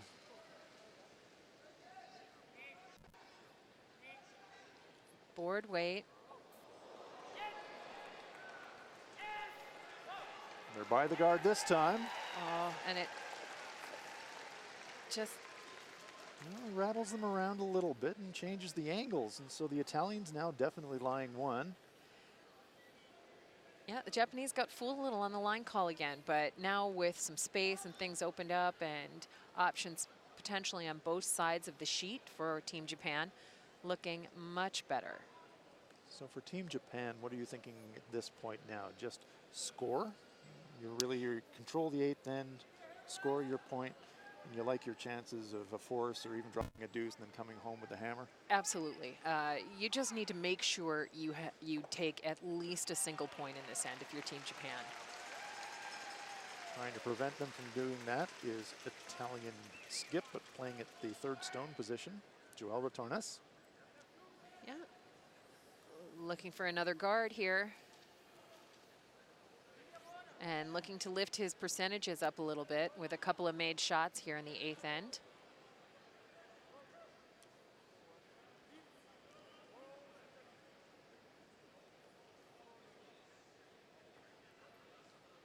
And a nicely placed shot by Joel Retornas. So decision time for Team Japan. Looks to me like Yusuke Morozumi wants to try and double clear these front guards. He absolutely wants to double clear on the front guards, but he's also seeing that he can potentially double clear the front guards and pick the Italian stone off the top of the forefoot if they hit it on the right angle. Tetsuro Shimizu loves throwing the high hard one. Here's a big chance for it. Must be close. Oh, springs it by, kills it one in the back at least.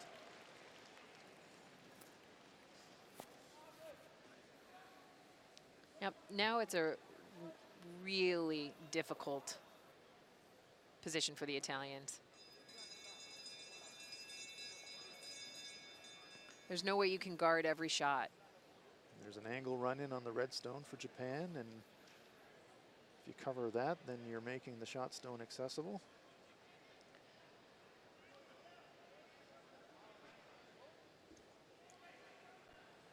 So it's hard to tell exactly what the play is here, Ann. What do you think? I think they're playing a counterclockwise takeout down the center line.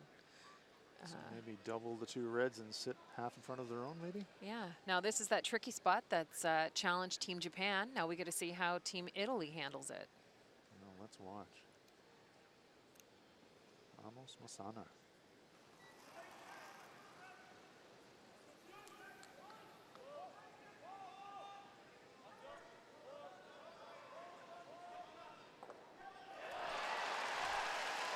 There's one, there's two. They'd love it to get out of the rings. Nice sweeping there by Retornas. Mission accomplished for Italy.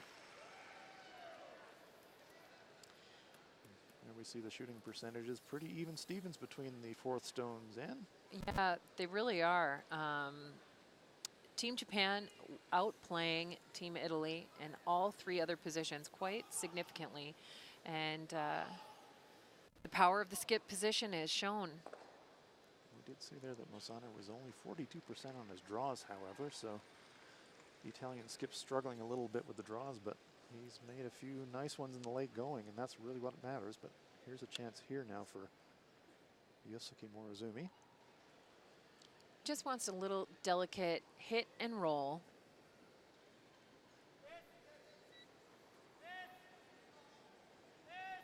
Sweepers on it right away. And they're using the single sweeper theory, trying to hold it straight. Looking for the roll. Just a tiny roll, but not behind cover, so wide open for Team Italy. Yeah, and this is a great opportunity. Italy gets a little bit under that guard, and Team Japan will have to make a couple of choices. Do they want to play a draw, and how do they play the draw? Exactly. How The do you wide get out there? turn, or the wide in turn, or the in turn through the center? With those yellow stones, they're both blocking the access into the 4-foot, so. Yeah, the good news for Japan is that if this stone rolls, it'll only be full 8-foot. So he would have the draw on the intern side, but he would have to come really wide, or he could make it through the port and maybe make it that way, which has also got some risk. But first things first for Italy, they have to remove the Japanese stone.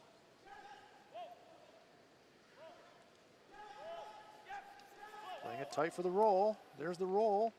Nice shot there from the Italians. So their part of the task is done. Yeah. They lie two. Yeah, so Team Japan's going to play that draw right through the center. So we saw a situation earlier in the game where almost Mosana was facing a draw against two and actually wound up throwing one through the rings. So now, turnabout fair play for the Japanese. Yusuke Morozumi has to draw full 8-foot, but he has some rocks to navigate. Not a gimme by any means.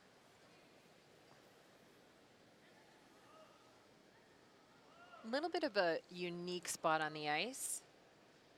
Inside that draw to the button line that they've seen a couple of times in the 6th end. So here we come. Last stone coming at you here on end number 8. Yosuke Morozumi has to draw full 8-foot and navigate some granite to do it. Sweepers like the line. How's the weight? Into the 12, into the 8, up. into the 4, onto the T-line, to the back 4, into the back 8. How far does it travel? It comes to rest just in time, and it's a big single point for Japan. Clutch shot there, but nervous moments for the Japanese. They exhale, but they're leading it after 8 ends of play. Japan on top, 7-5.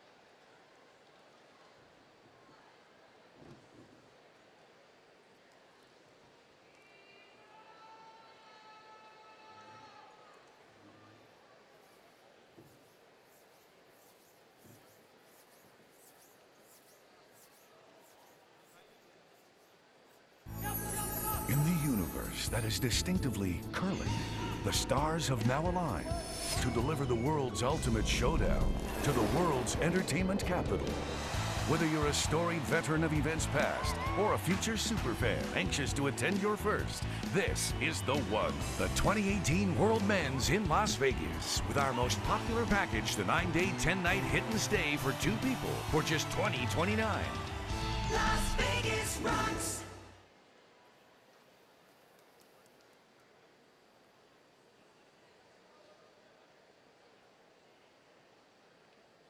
Welcome back to the Northlands Coliseum. Coming into the business end of this 10-end contest in our feature match. Japan versus Italy. Huge score of 1 point in the 8th for the Japanese, drawing against 2, giving them that control point. They lead at 7-5, and the Italians have got the hammer here in the 9th.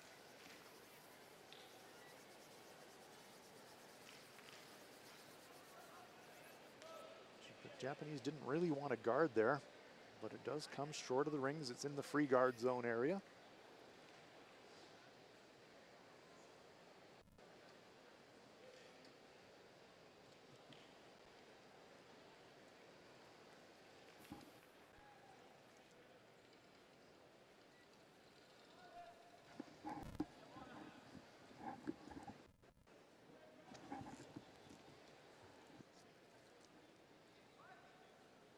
Italians responding as you'd expect with a corner guard. They really must deuce here on the 9th. Their formula for victory is score 2 here and steal the 10th.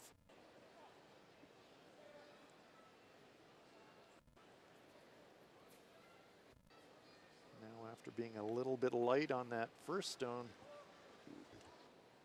Kosuke Morozumi is going to try and come into the rings on this one.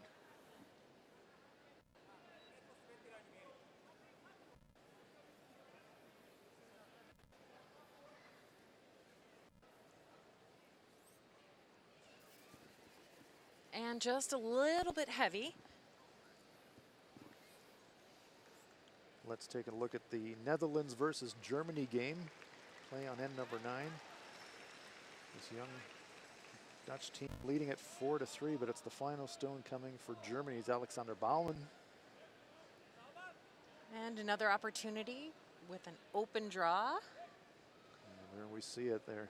One locked away in the bank, and they just have to hit the paint for a second one.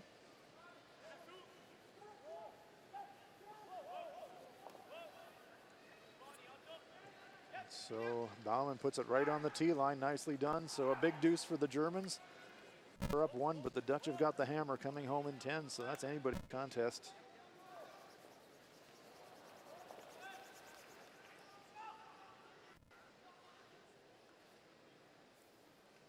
Returning to our feature game. And I'm not sure the Italians should have been throwing any kind of takeout or kind of repositioning weight on lead second rocks when they're down by 2.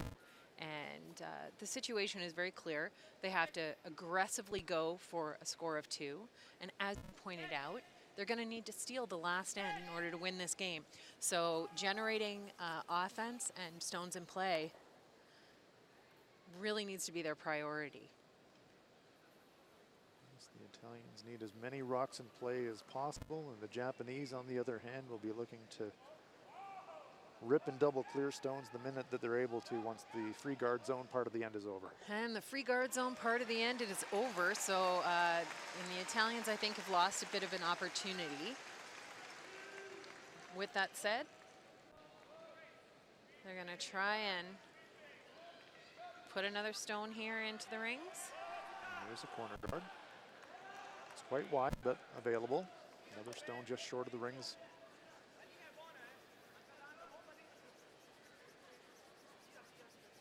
Sweeper's working this hard, trying to bend it around that corner guard and get a piece of the rings, but it comes up just short. Maybe usable though, double stacks the corners.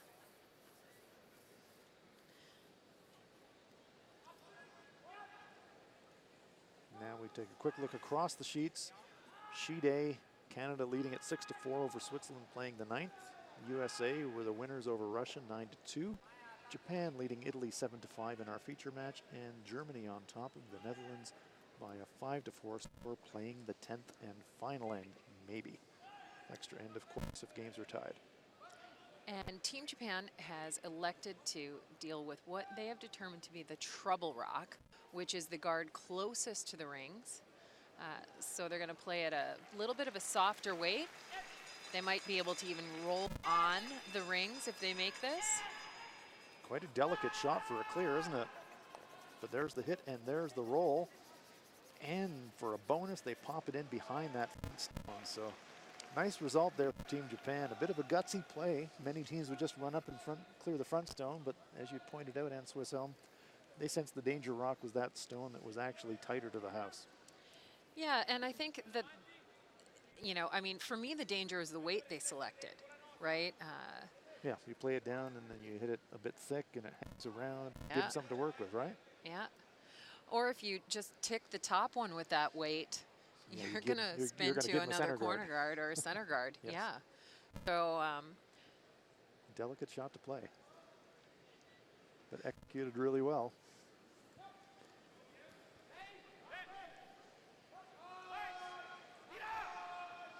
Andrea Pilzer now trying to get the Italian stone somewhere into a workable area. Just trying to tap that one back and roll, maybe get behind the guard himself. Interesting play. I'm not sure that that's given them much to work with there, Ann. yeah, again, they're trying to generate offense a little too defensively.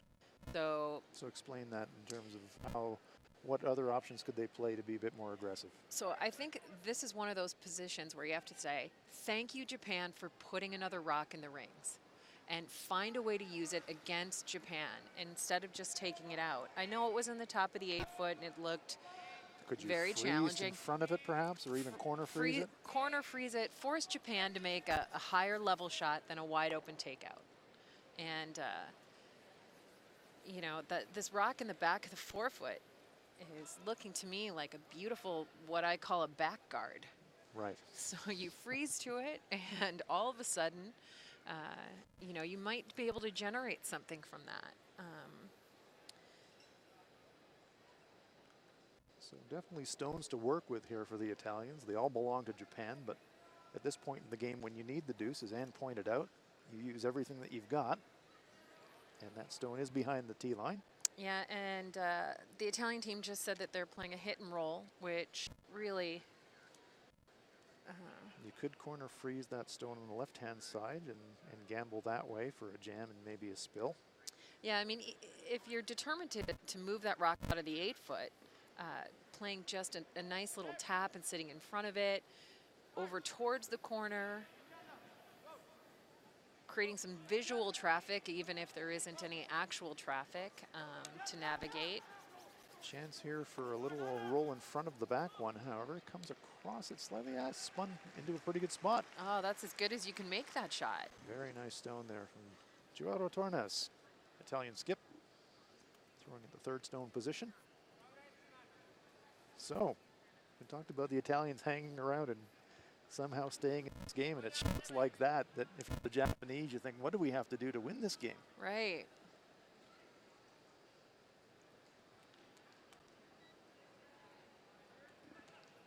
So Shimizu, ooh, a little wobble on speed that. wobble out of the hack there. He knew he was going to throw it hard. Yeah, and unfortunately, Spills everything. when you go to throw it that hard, every now and again you get that, all the energy going down into the ice, and it creates a little bit of a wobble. And a nice recovery though, and mission accomplished as far as the Japanese go. They don't mind leaving their own shooter and clearing everything out. Only bad thing for Japan is letting the Italians score 3. There's very little danger of that. It's still a possibility, as the Italians have 3 rocks left to throw. Pretty remote now though. So after that great hit and roll on his first one, Joao Tornes now being asked to play a delicate draw.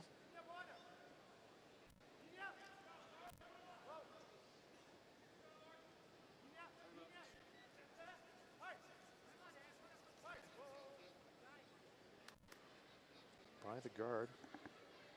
Looking to be in a really good spot if he can hold that line. And unfortunately, it just over curls. So a really nice line there from the Italians. Maybe 6 inches deeper. Bit of a teaser for the Japanese. They can probably see half of it on the outturn side, but lots of danger there if you baby it a bit or start it, that you feather the top red one. So That's a good look at the angle there. A great look at it there. Nice work, team. Probably about half the rock from the hack available, maybe a bit more. But we see that red stone at the top of the house, giving the Italian stone some defense.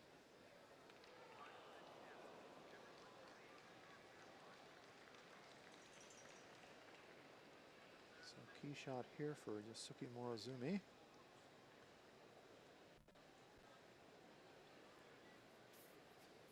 So control weight, out turn, counterclockwise rotating shot. Morozumi watching intently. Well by the guard. Has his own stone to come towards, and it sits in front of it, so that's a bit of a small bonus for the Japanese. Italians would have ignored that anyways, but makes any thought of a blank for the Italians a lot harder.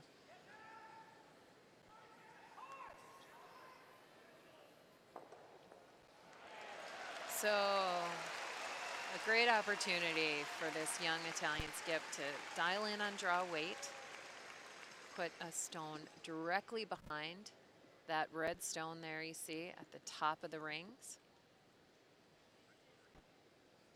Great chance to generate a skip's deuce here. Make the great come around. And I think he'd love to show just a little piece on the inside of the rings, just a hair, so that Japan has to decide, do we pick it? Do we run it? Do we draw to it? That's really curling. First task is to get by the guard. They must get by this guard, but no, I think they're gonna wreck, and they do. You know, that stone has come up light, and it's been underswept so many times. I wonder if they're still throwing that same stone. Each stone has unique characteristics. They are the same from a viewer's point of view, but the subtle differences between the stones. Teams do take their practice time and attempt to match the stones up to have an idea of which stones they're throwing. That's the 7 rock that Amos Masana is throwing. It's come up light, and it's over curled a couple of times. So you just wonder, and the sweepers looked really fooled by that for the 3rd time this game. Yeah, about halfway down, they seemed to think they had enough weight and enough room by the guard, and it did definitely move, and it definitely ground down to a halt. That's history now, though, so Yosuke Morozumi is just trying to eliminate that stone and stick around and generate the force. Gets a little spring off his own and pops it to the side, so mission accomplished for Team Japan. The worst they're going to do is come home 1-up with. And a tester now for Amos Matsaner. We saw this situation earlier in the game where first stone came light. Came light. Second stone went through the rings. Yeah, so let's hope the adjustment is appropriate. And that's the thing that also makes me think that he might have a mismatched pair of stones, because that's a really low draw percentage. 43% is, and we know that he's a better player than that. So here to basically save the game for their Italian team is Amos Masana. Just needs full 12 foot. And again, a little bit positive after that first one coming short, and has it history repeated itself.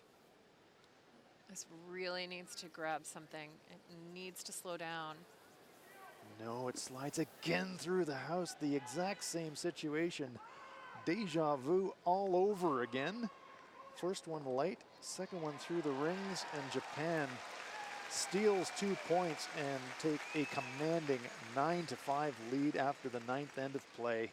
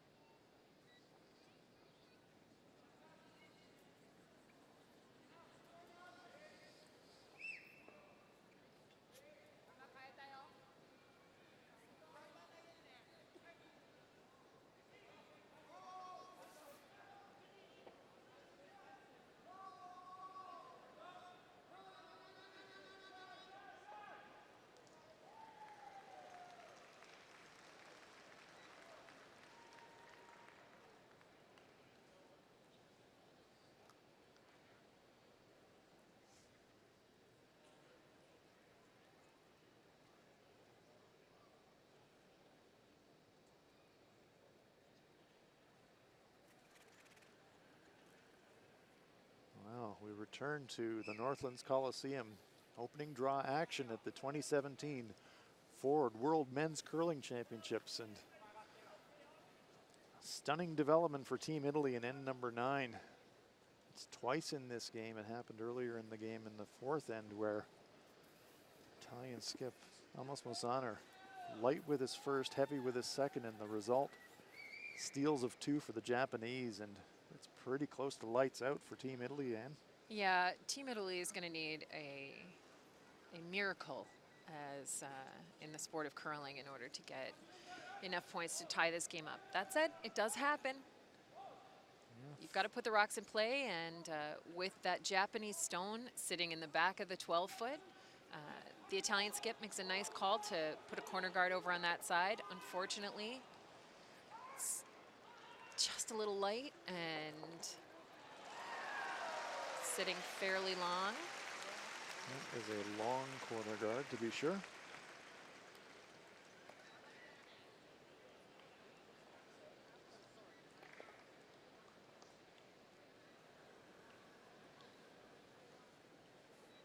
Kosuke Morozumi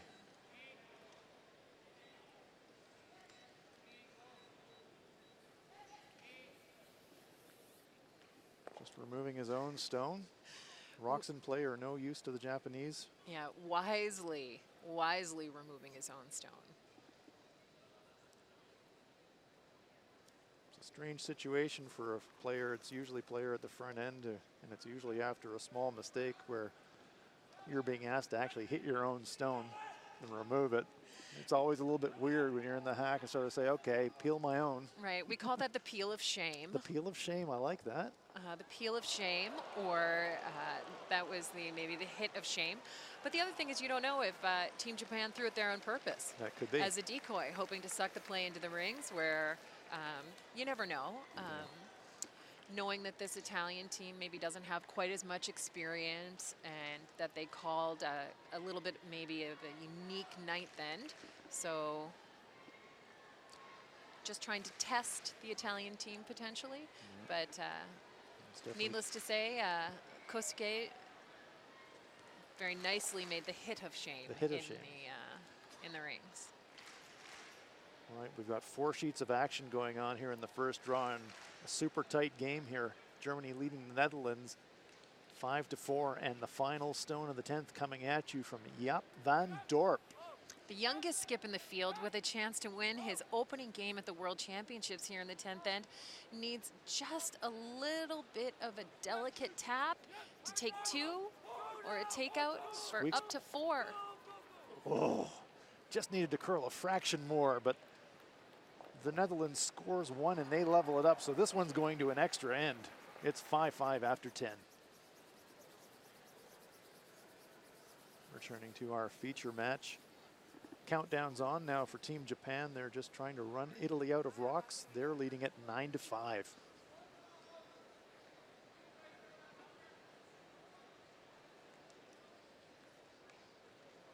We mentioned this Japanese team and their burning ambition to qualify for the 2018 Winter Olympics. There hasn't been a Japanese men's team at the Winter Olympics since 1998. That was the first time that curling was a full medal sport at the Olympics, and the Olympics that year were held in Japan. So the Japanese team that was at that Olympics qualified as the host nation. Right. So this team wants to be the first Japanese men's team to qualify for an Olympic place. Yeah, outright through the entire field at the World Championship, and they are in an excellent position to do so.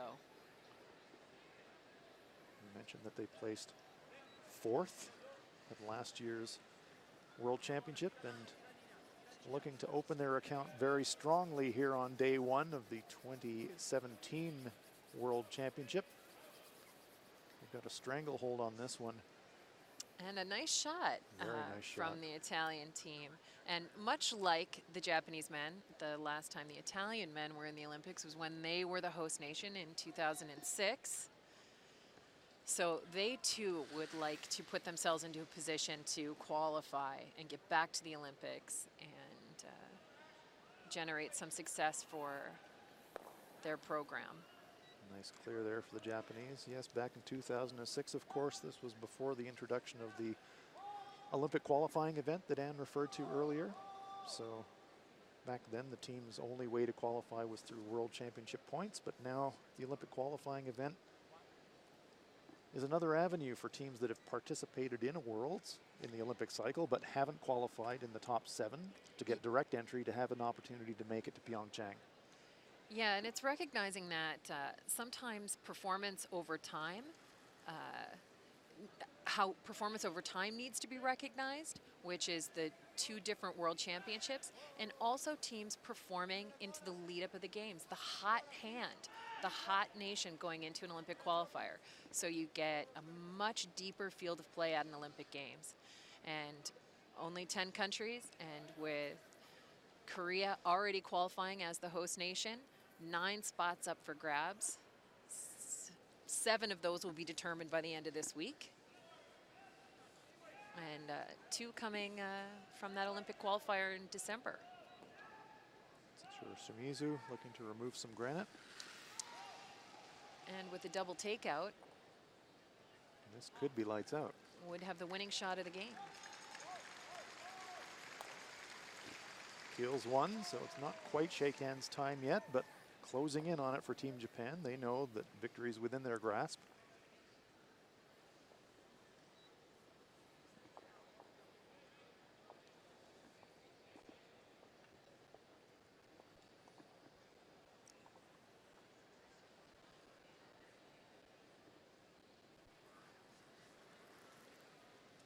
Tornas doing everything he can to extend the game for the Italians.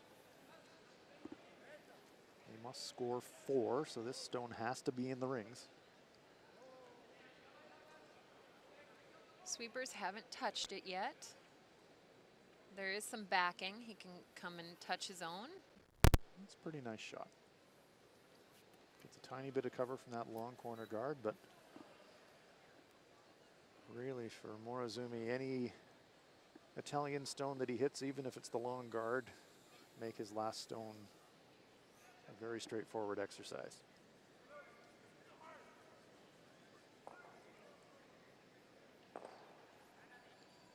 And if he removes one of these stones in the rings, the game will be over right here.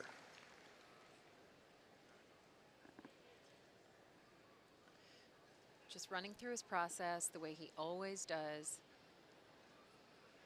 Lowering his heart rate a little bit.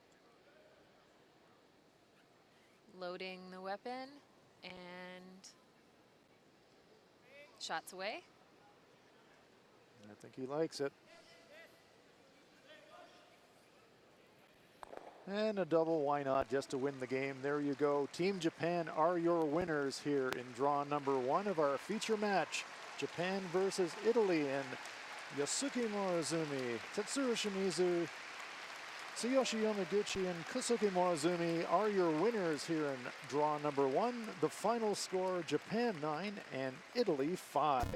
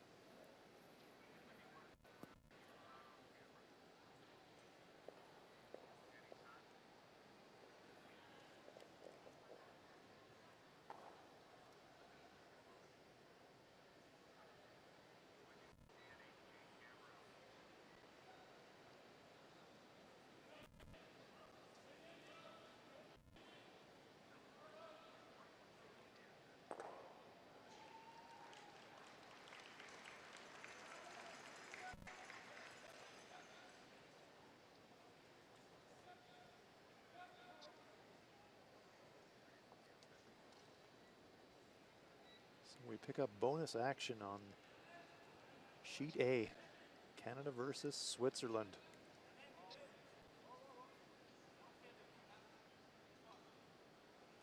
Canada leads at 6-5. We're playing the 10th end. And Canada does have the hammer. Last rock advantage here in the 10th.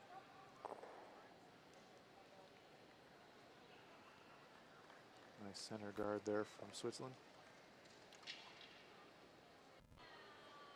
Here is Mark Nichols.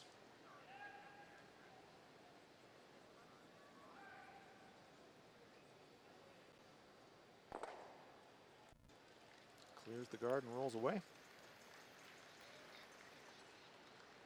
bit of a wry smile there from Mark.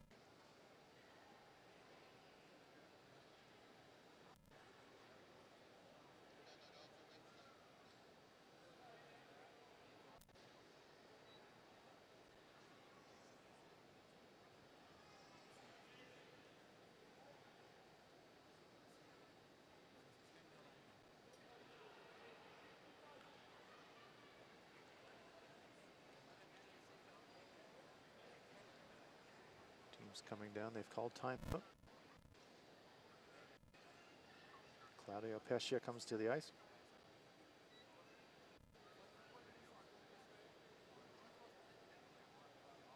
There's Claudio.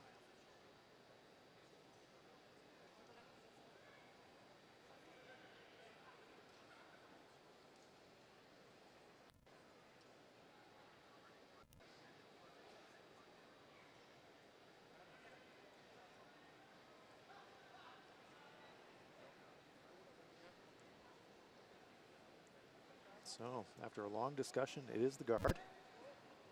Just trying to decide how much of the shot rock they want to expose. So Benoit Schwartz comes down to throw his penultimate shot here in the 10th. Just 25 years of age.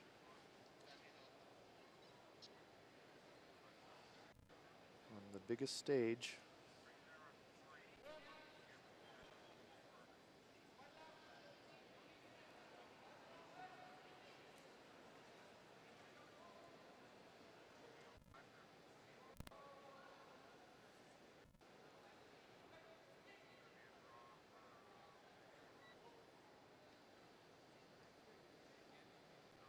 Nice execution there from the Swiss. It's quite a long guard.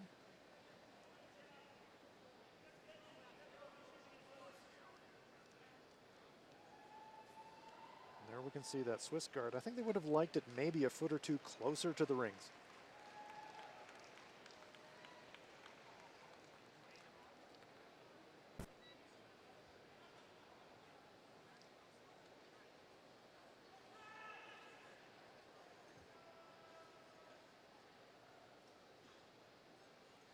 Boardway takeout.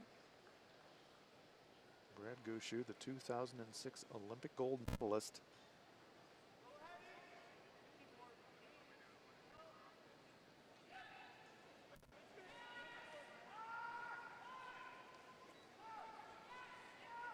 Just by the guard. Gets a little inside roll behind the shooter. Great shot there from Brad Gushu. Well, just that delicate weight to the delight of this crowd here in Edmonton.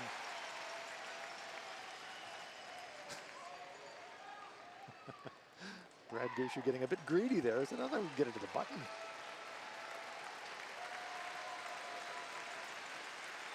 So now, if you're Benoit Schwartz, what do you play? You need to steal this end. And there we see handshakes all around. Germany scores one in the extra end. Delight for the Germans. That very young Dutch team. So close to their first victory at a World Championships, but that will have to come later. Push the Germans to an extra end, but it's Germany with the victory. Alexander Baumann and his teammates off to a great start. But now we return a nice hand from the crowd for both of those teams. And Benoit Schwartz now just pausing in the hack, waiting for the applause to subside.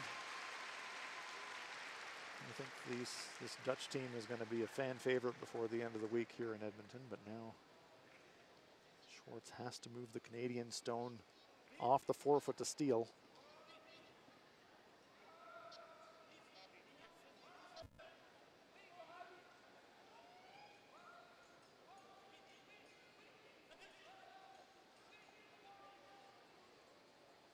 Has it got enough weight to move the Canadian stone? I don't think so. It's going to over curl, and that's the game.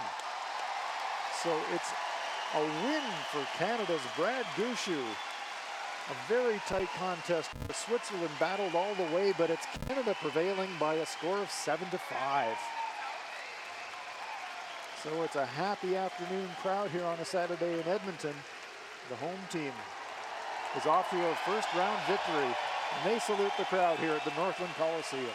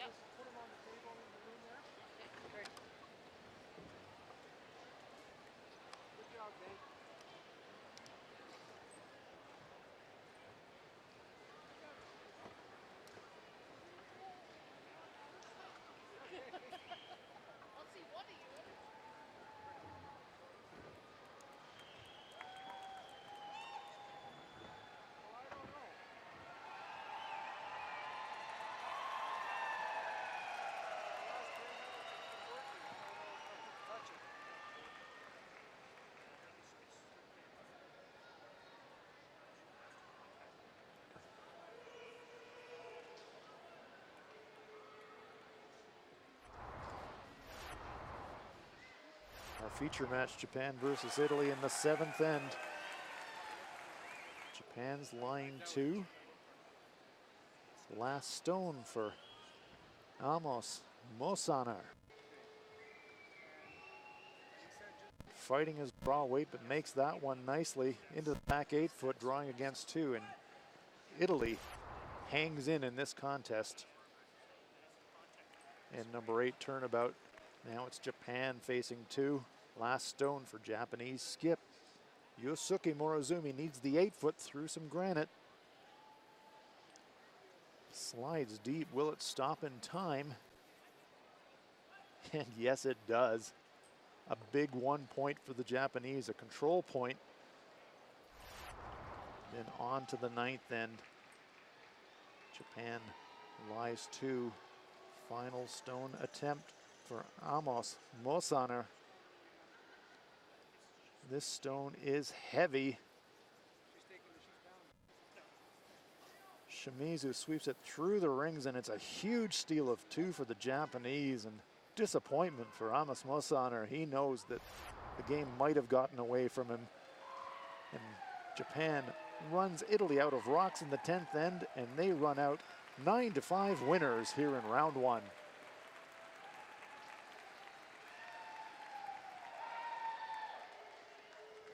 So a quick look at the other games here in the first draw. Canada were in 7-5 winners over Switzerland. The United States with a huge 9-2 win over Russia. And in a tight extra end game, Alexander Baumann and his German teammates prevail 6-5 over Jaap van Dorp and the Netherlands.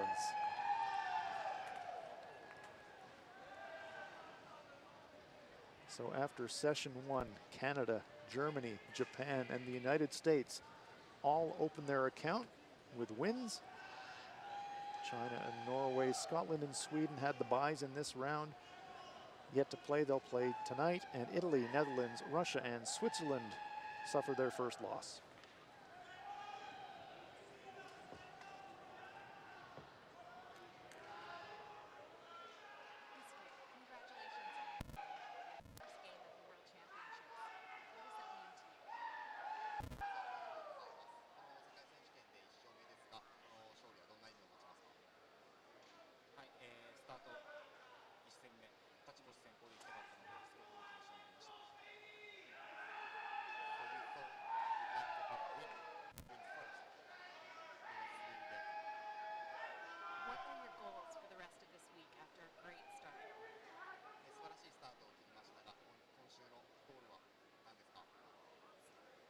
まずは予選で4位以内に入って決勝トーナメントにしっかりと進んでいきます。